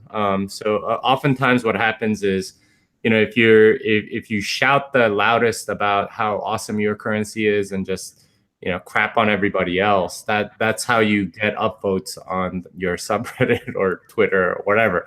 And obviously those bubble up to the top. So that's the perception, is that everyone's like that. When in fact, I think more people are like you, Doug. Like, they don't trust themselves to that degree of certainty. I don't trust myself to that degree of certainty, right? Like, it's like, how can you be that sure of something in the future when, like, it's all new and nobody, like, it's kind of like saying in like 93, 94 with the internet, oh, the internet's going to turn out to be exactly this. And everybody that said something like that is completely wrong, because there's no way the future that clearly. And it's all murky. You just sort of have to guess based on sort of your best effort. And I think that's the way to go. What you're doing is right. I do think, though, Jimmy, that your view is very different. I'm gonna relate it to poker, right? Because obviously that's the industry I know a lot about. When I started playing poker and I learned a few like things, I was like, man, I'm really good at this. I know like a few things. Like, these are really working out. Like, trying to flop three of a kind is a pretty good play. I'm gonna do more of that. And then, like, as I learned more, I realized like how much there was to learn. And even I would say, like, at the absolute pinnacle of my career, where like, I think I knew more than almost anyone about poker, I still knew that there was so much out there for me to learn and know that, you're almost like, the more you learn, the more you realize you need to learn, and the more confused it almost can be sometimes, the more confusing it can be. Yeah. Knowledge is the great humbler. And the arrogant people are the ones that really don't know anything. And this is something, it's more sort of like a life tip, I guess, is, run away from people that sound that certain about anything, because they probably don't know, and they're really trying to convince themselves more than anybody else. Yeah, that is correct. I'm not going to say the screen name. That it is Dunning-Kruger is what we're talking about. Yeah. Okay, so let's talk. Let's actually move on from Litecoin. Let's talk about altcoins in general, because as someone that has watched the morning brief from time to time, You guys have a certain tone about the way that you like to talk about altcoins that is not like, oh shit, let's jump on some Tron. So what are your thoughts in general on altcoins? Do you hold any altcoins? Are you only Bitcoin? What are your general thoughts? All right, so you have to understand the history of altcoins, right? Like I said, starting in like 2011 ish, they started popping up, and at least the early ones, there was a lot of like pre-mining involved, a lot of scamming. Through 2013, 2014, a lot of these projects were sort of designed to enrich the creators and not anything about the community. And I would argue many ICOs sort of fall into that same category. It's all about making money for the creators, not contributing anything to the community or putting something useful out there. Like the joke is you have a business idea, bolt the blockchain to it, and then like do an ICO, right? Like that's what people are doing nowadays. So I think for me at least, and maybe I can almost speak for Tone here too, my bias is towards thinking that these are scams. And for good reason, because of the history behind it, because of sort of the motivations of a lot of the people that have come out with it, with these things. That's not to say that every altcoin is scammy, all right? But the bias towards thinking that they're scams is, I think, a sound thing, just given the history of what's happened. That said, there are altcoins that I respect. I respect Monero, Zcash, and Decred a lot because I know they're developers. I know that they didn't spend just 20 minutes tweaking a couple of variables and pretending that they're a completely new thing, like a lot of altcoins and ICOs do, right? It kills me that ICOs have so much value because it is literally a template that you fill out with a few things on Ethereum, and then you have an ICO. Like you don't really need to do much more than that. But like the fact that these three projects, at least, the developers wrote their own code, and like you look at Monero and it's like, I know the Bitcoin code base fairly well. And when I look at Monero, it's like everything is different. Like they wrote the whole thing from scratch, and like they thought about privacy differently, transactions differently. Like they don't even really have a smart contract language in that particular coin, and they did it for a very good reason. And I see all of these innovations, so I have a lot of respect for them. Zcash, very similar, right? ZK Snarks is a very different animal than almost anything else in crypto. You look at something like Decred, those guys wrote BTCD, one of the cleanest, like most readable implementations of Bitcoin out there. And they utilize that to, try to solve some problems they, doing like with governance and things like that. So I have a tremendous amount of respect for a lot of those developers. But like what's it all for? I don't know. All right, like I don't know why they created it or what it's useful for or whatever. And the market's still trying to figure that out.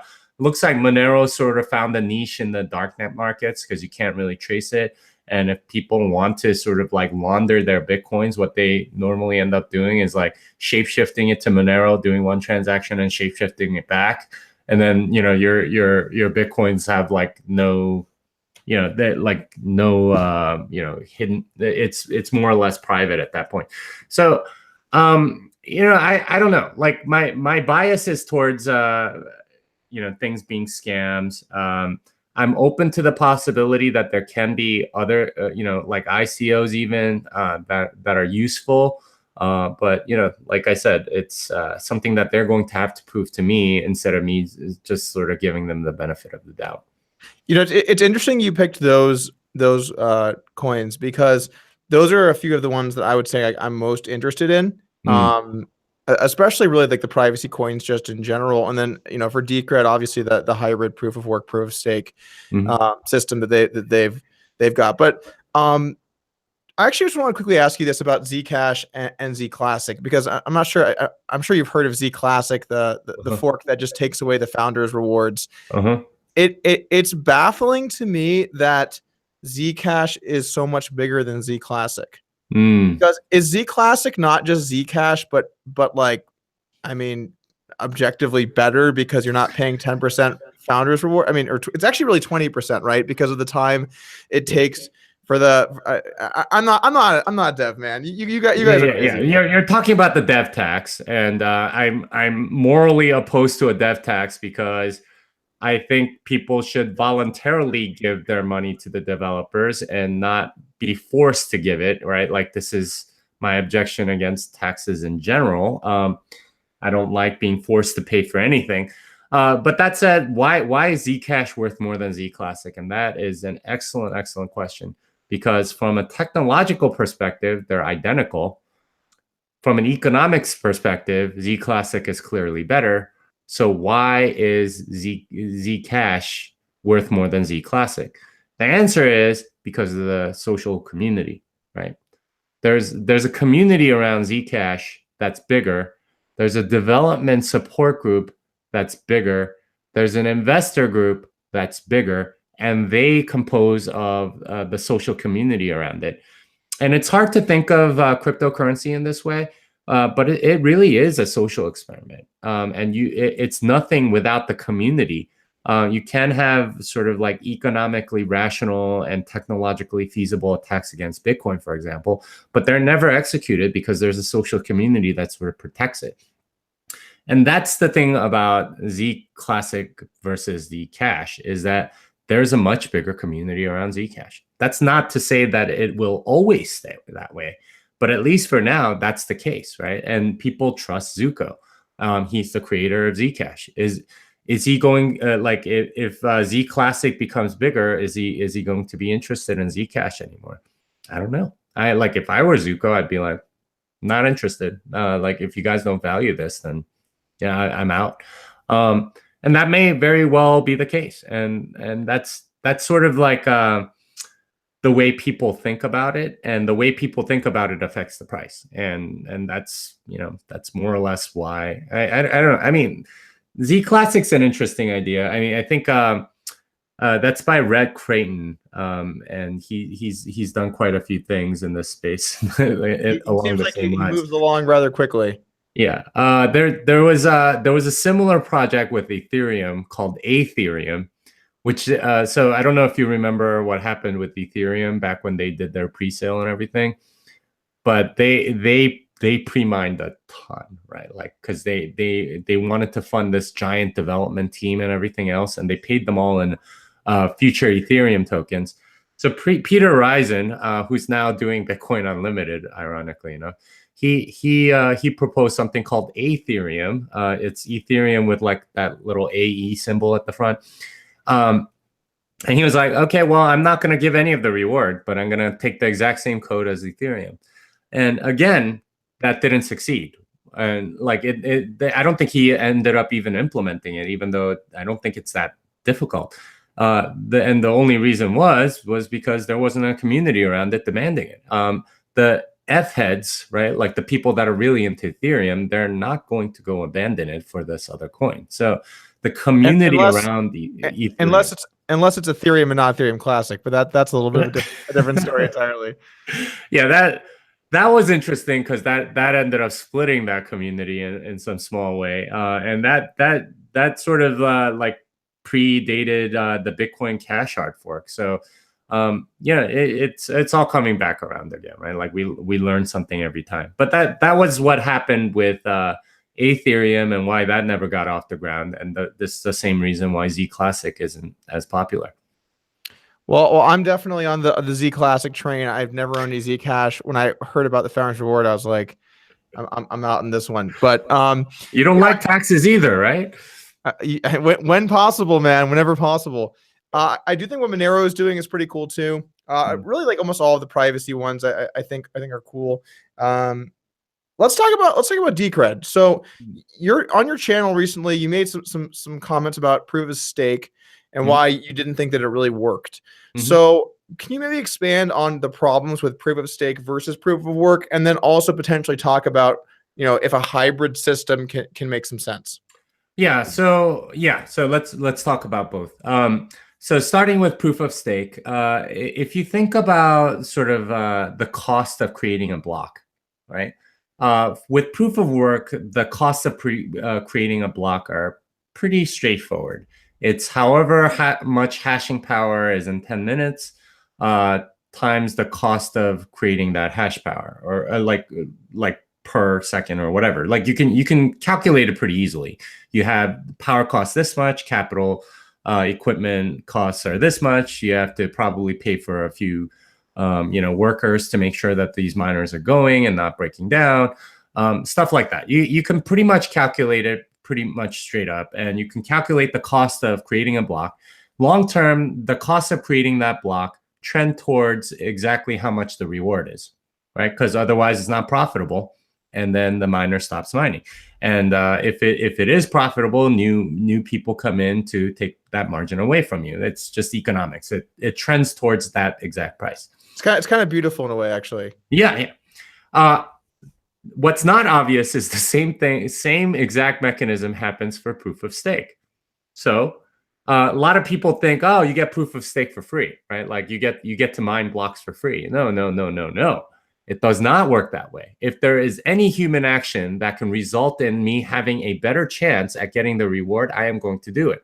And in fact, I will be willing to spend up to the reward from the block to get to it. And that might mean like shutting down somebody's computer. I don't know, getting loans so I can get have a larger stake. It might be doing any of those things. And the price again trends towards that same thing. What makes people feel good about proof of stake is that it supposedly doesn't waste the electricity. But how do you know? You don't really know, because long term it trends towards the same price as the cost of the block. So you don't the cost of the block trends towards the reward of the block. And you don't know what measures someone will take. Maybe it's DDoSing everybody else, right? Like that has a stake. So they don't create a block, so they get disqualified. So I get the block or something. Like there's many ways in which proof of stake can be gamed. And if it can be gamed at all, then I as a staker have an incentive to spend money until up to the threshold of the reward of the block. And you don't know where that comes from. And this is more or less laid out in Paul Stork's paper from like 3 years ago. I think he wrote something in 2014 maybe, so it's like maybe 4 years ago, about exactly this, is that economically speaking, they have the exact same cost. And long term, it always trends towards that same cost. And people seem to feel better about proof of stake for some reason, because the costs are obscured more or less. Whereas proof of work, it's clear. And his argument is we should actually prefer the thing that is much clearer, because from an economics perspective, you want to know where the costs come from and not have it sort of be hidden and people doing nefarious things like reorging blocks or whatever. That's just one of the objections. There are other things like stake grinding, which I got into in that video. Please take a look at it if you're curious. But that's my analysis of proof of stake. Now, with respect to Decred, they have a hybrid proof of work, proof of stake system. And the proof of stake system is specifically used for voting. So they have on-chain governance. And if you lock up your coins, you have a chance to get to vote on some sort of issue, right? Like a recent one was, should we do Lightning on Decred? And if the vote comes out yes, then the developers would work on Lightning Network and making that work. So it's an innovative model from a governance perspective, but that's what the proof of stake is used for. That said, the reward of proof of stake is like a couple of Decred coins or something once a month or something like that. If you have one ticket, which costs like 80 Decred, so it ends up being like 2 or 3, I don't know, 4% per month if you do it right, and annualized that ends up being a lot. But long term, that reward and that cost are going to converge. Now, what that exactly looks like, I don't know. But that's what they chose to do. But at least it's secured in addition by proof of work, so you can't really roll back blocks, and stuff like stake grinding isn't necessarily an issue. But yeah, that was sort of my point in that video about why I didn't like proof of stake. couldn't at least a couple of those problems also be issues with proof of work? I mean, you talk about DDoS attacks. Is there a reason why that, proof of work, it wouldn't be susceptible to that? Or, taking out loans to try and increase your stake versus taking out loans to try and get more mining equipment and you have more computers and hardware. Aren't some of these problems going to be uniform across both? Well, those aren't necessarily problems. I'm just pointing out that the cost and reward will converge, right? And people have this weird notion that proof of stake is entirely free, that it doesn't cost anything to anyone other than locking up your coins, when that's not the case. You have lots of costs, and the costs only get as creative as the people that are trying to gain money from it. So that's and I heard somebody even at Satoshi Roundtable saying, well, with proof of stake it doesn't cost you anything, so et cetera, and he made this conclusion. I'm like, that's not true. There's lots of costs that you can have, and if human action can affect something, then I'm going to spend money to go and do that. So there are more problems than that that we can talk about with proof of stake. But that's like from an economics perspective, it's very, very straightforward. Reward and costs will always converge, and if you don't believe that, then you're probably living in a communist country or something. Bang, bang. All right. So quick shout out here. Raphael, thank you for the $100 donation. Much appreciated. Thank you very much. But I'm not entirely done with proof of stake here. So how do you feel about Ethereum moving over to proof of stake? That would be a very interesting transition. I am really curious to see what happens. I'm glad it's not happening on Bitcoin, I can tell you that much. And yeah, I mean, if you're a miner on Ethereum, what are you going to do? I'm going to guess that they're going to resist that. Right? Like there's a group of people that are very clearly motivated to resist that hard fork. I mean, Ethereum has a lot of problems, and this is sort of adding to it as far as I'm concerned. But I don't know. Well, I'm curious. I don't know the future. I don't know how it's going to play out. I will say though that the economic laws don't change because you move to proof of stake. Therefore, people will be doing things to get that stake reward. How that affects that economy, I have no idea. So when you say that Ethereum has a few problems, I think Ethereum is, it's the second largest coin. It's the second largest currency. It's got a ton of support. Obviously, a lot going on with the development. Obviously, really cool things you can do with the platform, like breed cats.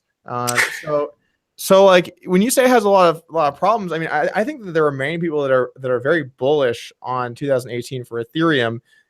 Why do you say that it has so many problems, and what are those problems? Well, first of all, it's centralized, right? Like Vitalik Buterin gets to say whatever if what he says is more or less law, and we saw him sort of act that way with the DAO. He got to dictate a bailout for stupid people that invested in this really complicated thing that they didn't understand. And they lost money. He said, I'm going to bail you out, and we're going to do a hard fork. And that, of course, led to Ethereum Classic. And who's to say he won't do that again, right? Like, and he has that kind of power, and he's shown it over and over again by doing, these hard forks where, everyone was sort of afraid to go off on their own. So I would say the centralization is the biggest one. And if you got into Bitcoin, like you did, Doug, with poker and sort of like the government, the U.S. government sort of choking you out of, these sites with dollars.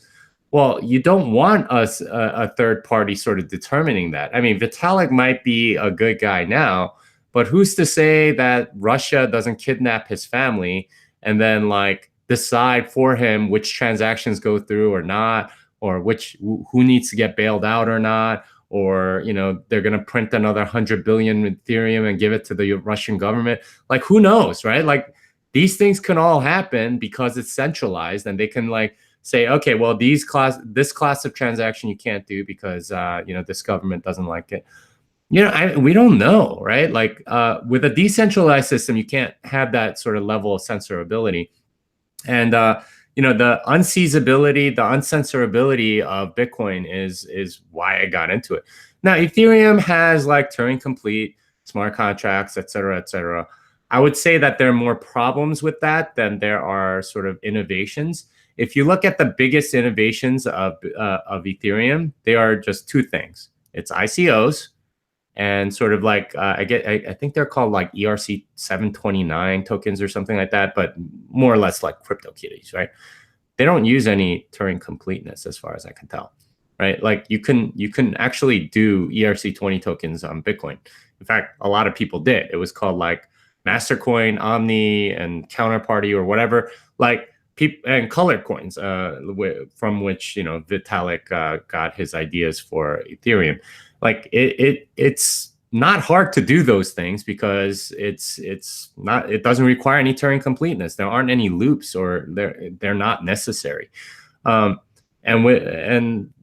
that's their big innovation. Like people don't really use the Turing completeness. I question the utility of it, I guess. But it increases the attack surface tremendously, so it makes it more vulnerable. It's a little more difficult for me to understand Ethereum as well as some of the other ones that are kind of similar to it, like Neo and the other ones. But I think my understanding, and I actually would love to get a really legitimate Ethereum dev on the show. If one of you guys knows somebody that wants to reach out, I would love to have that conversation. But my understanding is that it's more about the creation of the platform, right, rather than decentralization. So like I don't think that their argument is that like they're not trying to be store of value. They're trying to be more the utility of the network, in my very limited understanding. What do you think about that? Yeah, I would say that's correct. They're definitely sort of marketing to a different segment. And I don't know. It's kind of curious to me that has any value. if it's not money, or if it's not store of value or something like that, then what are you using it for? Like I've heard the phrase like Ethereum is gas to Bitcoin's gold or something like that. It's like, or oil to Bitcoin's gold. It's like something completely different. It's supposed to power something else. What's it powering? Right? Like what's it doing? I guess ICOs, but again, you can do that on Bitcoin, and you've been able to do it since 2013.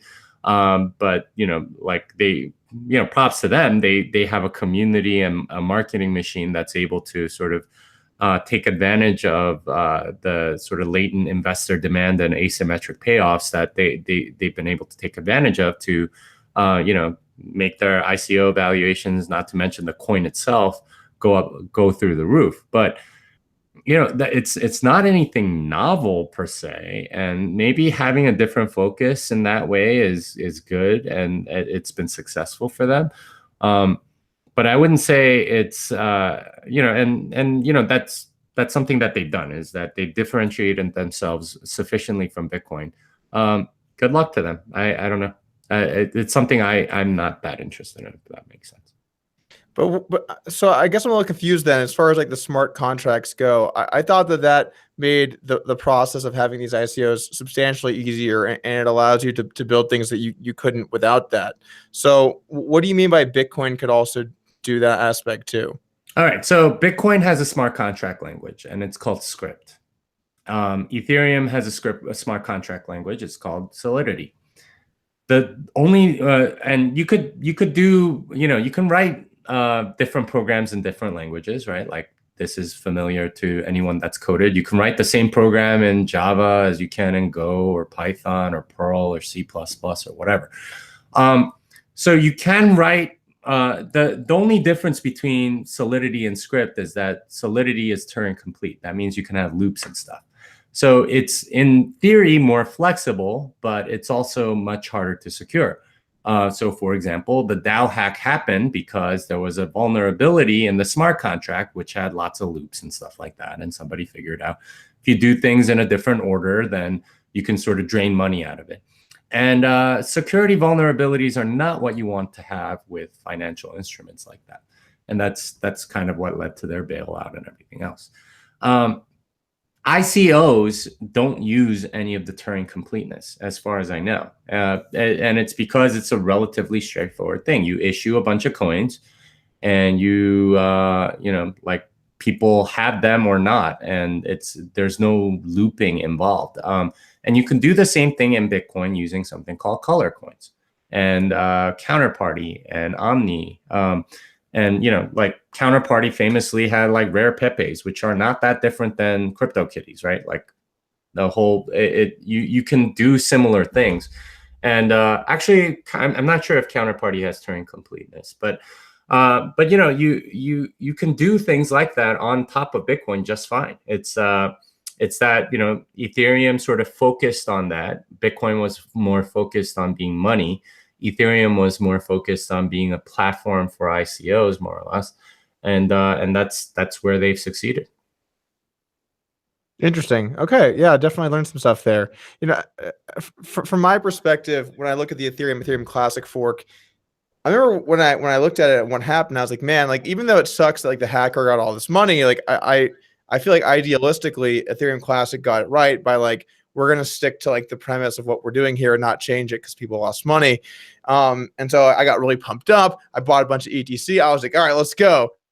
And then like nothing happened for months and nobody was using it. And I was like, let's go. And then I slowly was just like, what am I doing? Like you can be idealistic all you want, but if people aren't actually using the platform, then it doesn't really end up mattering.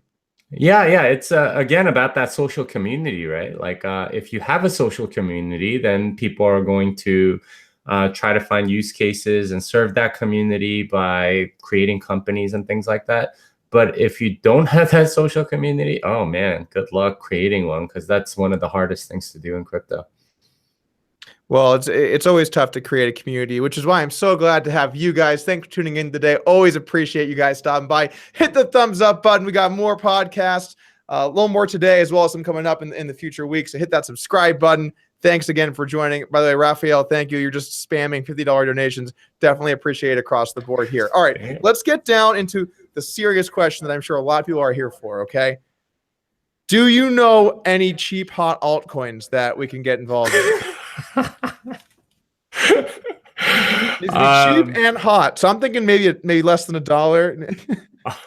So you're into the unit bias thing too, right? Like it could have 1 trillion coins at $1, and you'd be okay with that? Well, so here's the thing. Like I feel like I'm a crazy person, like yelling like it doesn't matter, but like people are ignoring me, and I'm like, it doesn't matter. So like I always say that to my audience that it doesn't really matter. But then I just get these comments, and sometimes they're even from like people like I know or like well-known people, like, hey, like I'm thinking about picking up something cheap like Ripple, and like I like respond to it over and over again, and it doesn't seem to change, and it just doesn't seem to change, Jimmy. It just keeps happening, and then I just see these posts on Reddit where it's like coin success by price, and it's like the cheap hot ones that are just blasting off, and then like as I'm like yelling off in the distance, like, never forget that they're not cheap. Someone's like, should I get some Tron? And I'm just like fighting people off. Like it never ends. It never actually ends.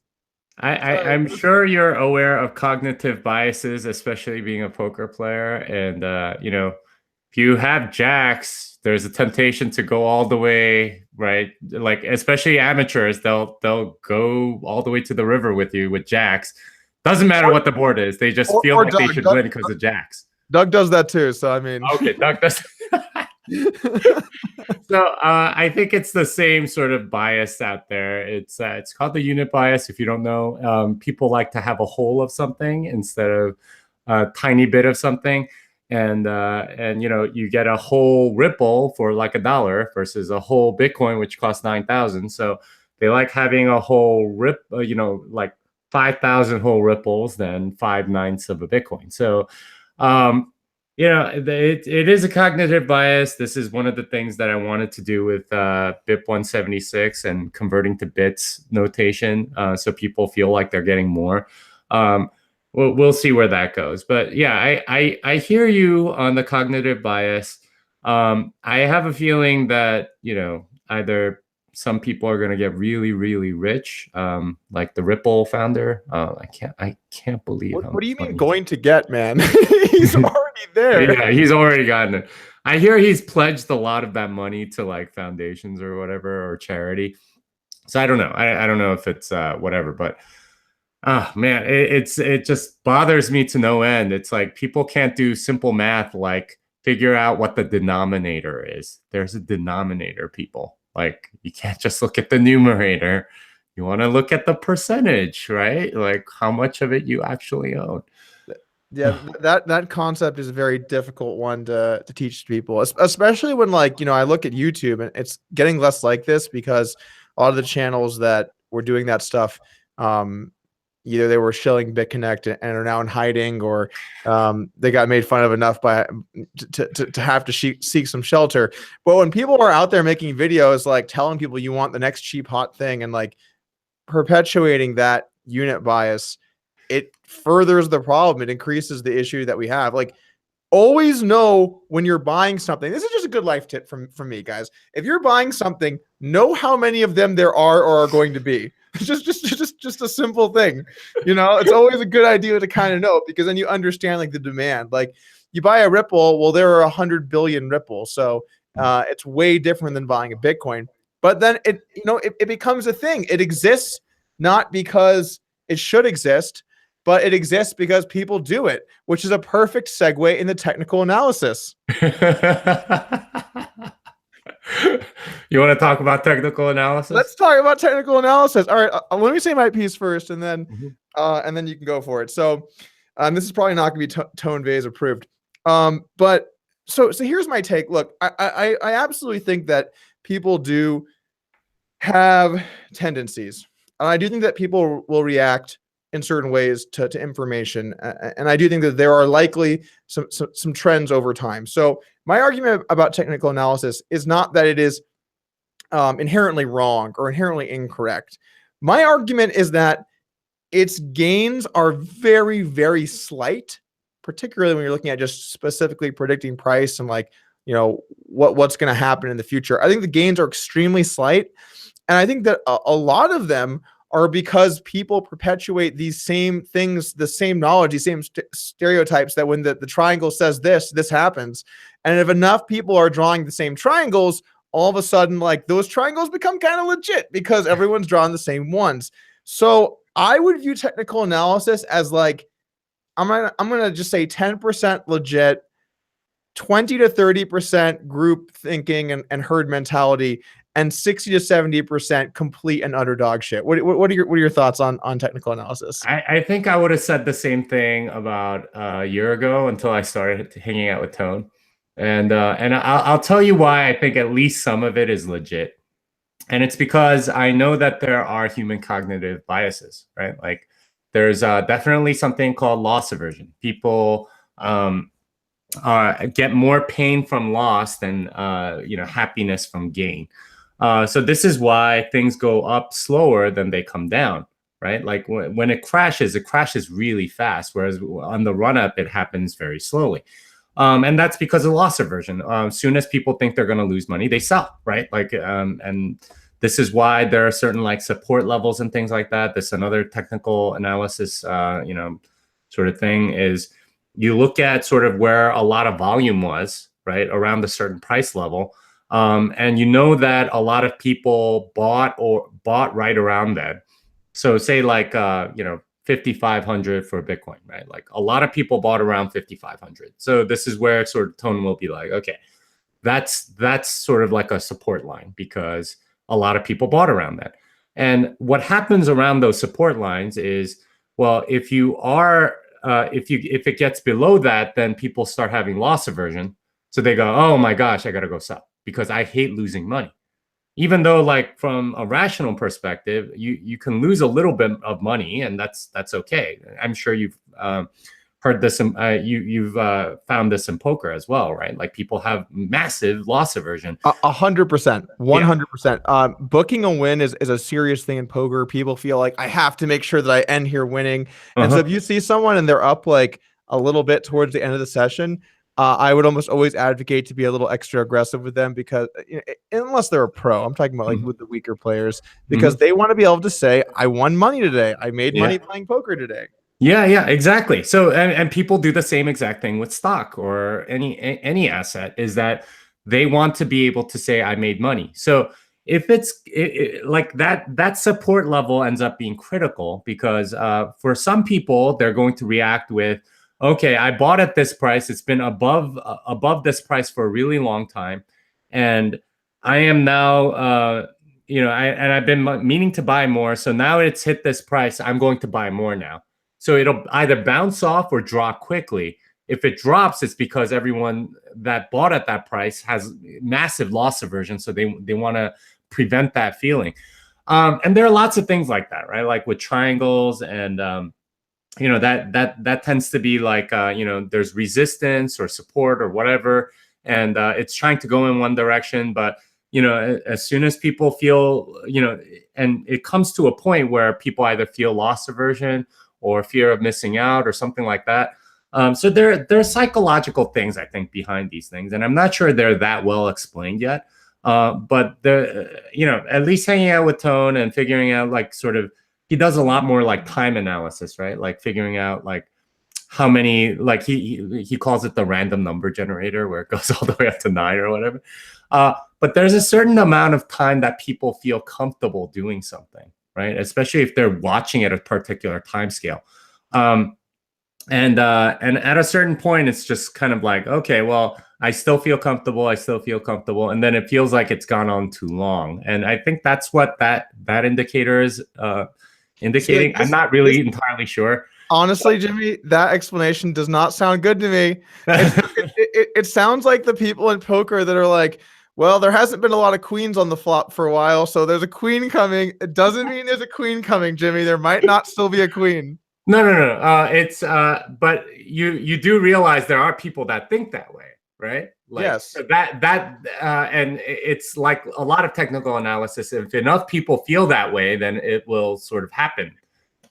So that there's a comfort level with, like, at a certain point when things have been going up for a long time, then a lot of people start feeling nervous. And I think that's what, like, that 9 count thing does, is, okay, it sort of like shows how nervous people are, and then at that point there's like a pullback or something, and it works the other way, where it goes down, and then there are sort of greedy people at the bottom that are like, okay, I feel like I have to buy, bam, then they buy. That's, I think, the idea behind those. Not to say that all technical analysis works. It's just that there are some that seem to map to human cognitive biases that at least make sense to me. Well, so this would be my counter argument, and I actually agree with that. Like, I gave the meaner and more angry version of that explanation earlier.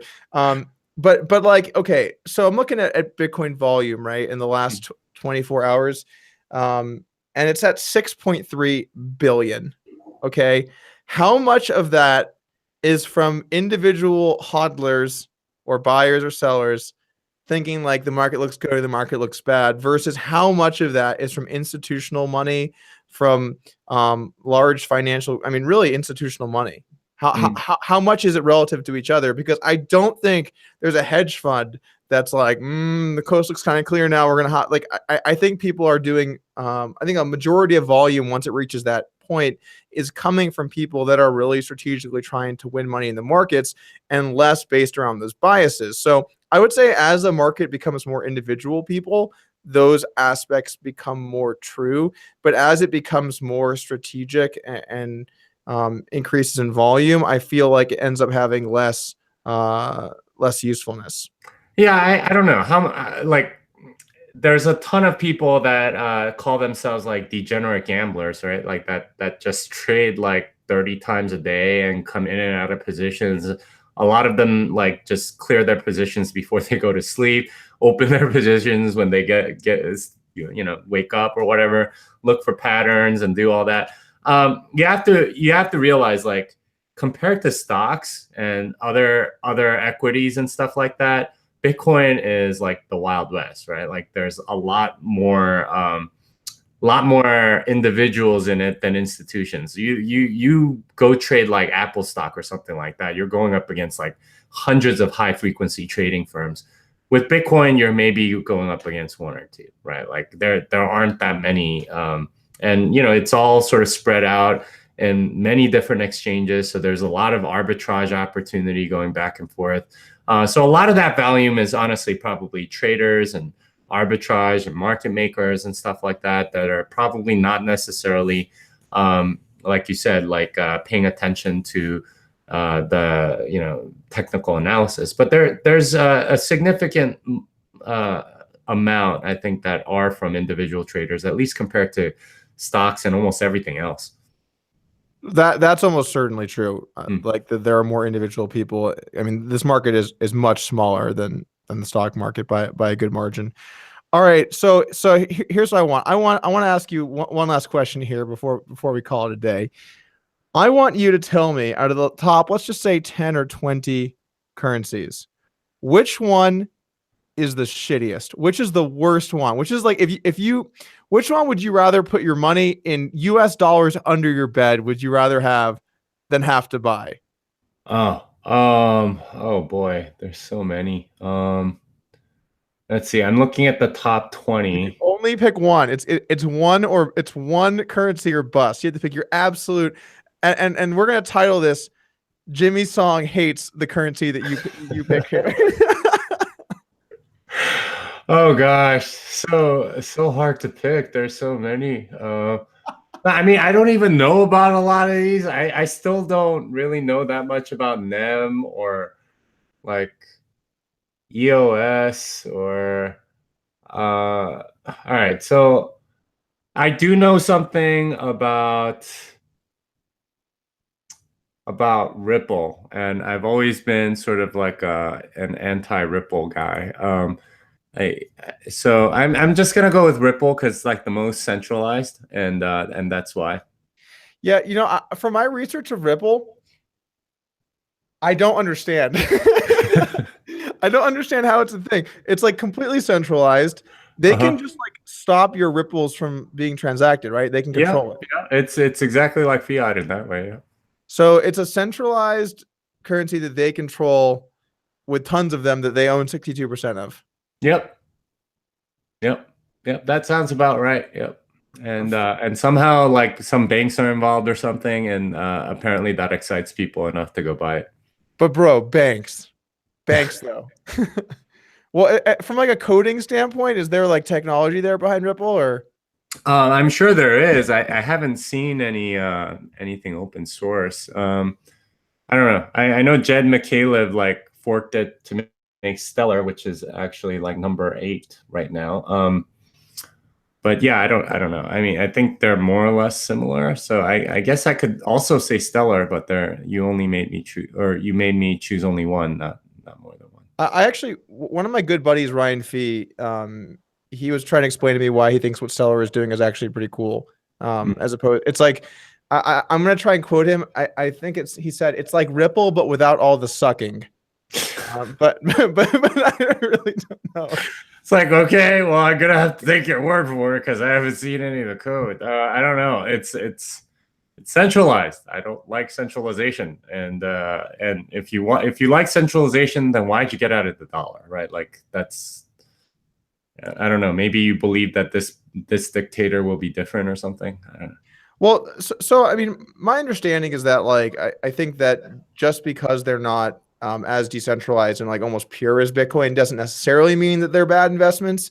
And I also think that a lot of these projects are working on cool things that its technology can have a great impact on the world. I think that, like you said, the majority of them are more about trying to get rich and like the prosperity of the people that are creating it to try and make money. But I don't think that makes them all inherently bad just because the people that start them will make money. I think it's inherently bad when you hold like 2/3 of the supply and it's like closed source and you just control the whole thing, and it's just kind of like it's hard to say who's worse or whatever. I don't see that level of centralization as I mean, I guess it could be good. There've been good dictatorships, I guess, in the past, monarchies or whatever. I feel like this conversation is going somewhere dark. Let's probably time to put a pin in it. When the conversation reaches there's some good dictators. I think it's like probably time to wrap it up. All right, guys. So I just want to say thank you to Jimmy Song for stopping by today. Obviously, we learned a lot. We covered a lot of ground. I think it's cool just like getting to hear what people that really understand what's going on have to say, to try to understand things more on at least a small technical level, but also just in terms of what's happening in the space. Honestly, I think Jimmy is one of the smartest guys that I've heard, at least on YouTube. When it comes to talking about these things, it's a really low bar, but yet he's still cleared it easily. So if you guys have, if you ever want to hear what Jimmy has to say, he does pretty much daily videos over on his channel. I put the link in the description below. So you can follow him there and learn more from Jimmy. Thank you so much. It was an honor being here. Awesome. Thank you for joining. All right, that's going to be it here for our first ever podcast. Now, I'm talking to you, lazy guy who's not yet subscribed to the podcast channel, thinking, I'll do it later. Do it now, because we're going to have our second guest next week. Jason Les is going to be joining us 3 p.m. Hopefully we get some pretty, we get some more speakers here that know what they're talking about. That can maybe kind of talk about some of these currencies that we know less about. I'd like to learn more about Ethereum. I'd like to, be able to ask some of these questions that were raised today, some of the problems. I think, raising awareness, raising understanding kind of helps everyone. So, if you know someone that's a developer or a personality for some of the bigger currencies, reach out to me. Let me know. Happy to have some more people on the podcast. We're going to try and do it every week. I'm going to try and do it every week on Monday. But, we'll see how that goes. We're going to start off with Jason Les next week, and we'll go from there. Make sure to subscribe over to that channel. And that's going to be it for me today, guys. So we're going to go ahead and wrap it up here. One last thing before I go. I'm releasing a new poker video. I think it's going to be a pretty funny one. So if you actually follow me over on the poker channel, might want to check it out at the conclusion of this. I'm going to be publishing it. All right, guys, that's it for me. Thanks again to Jimmy Song for joining, and I'll see you guys again soon.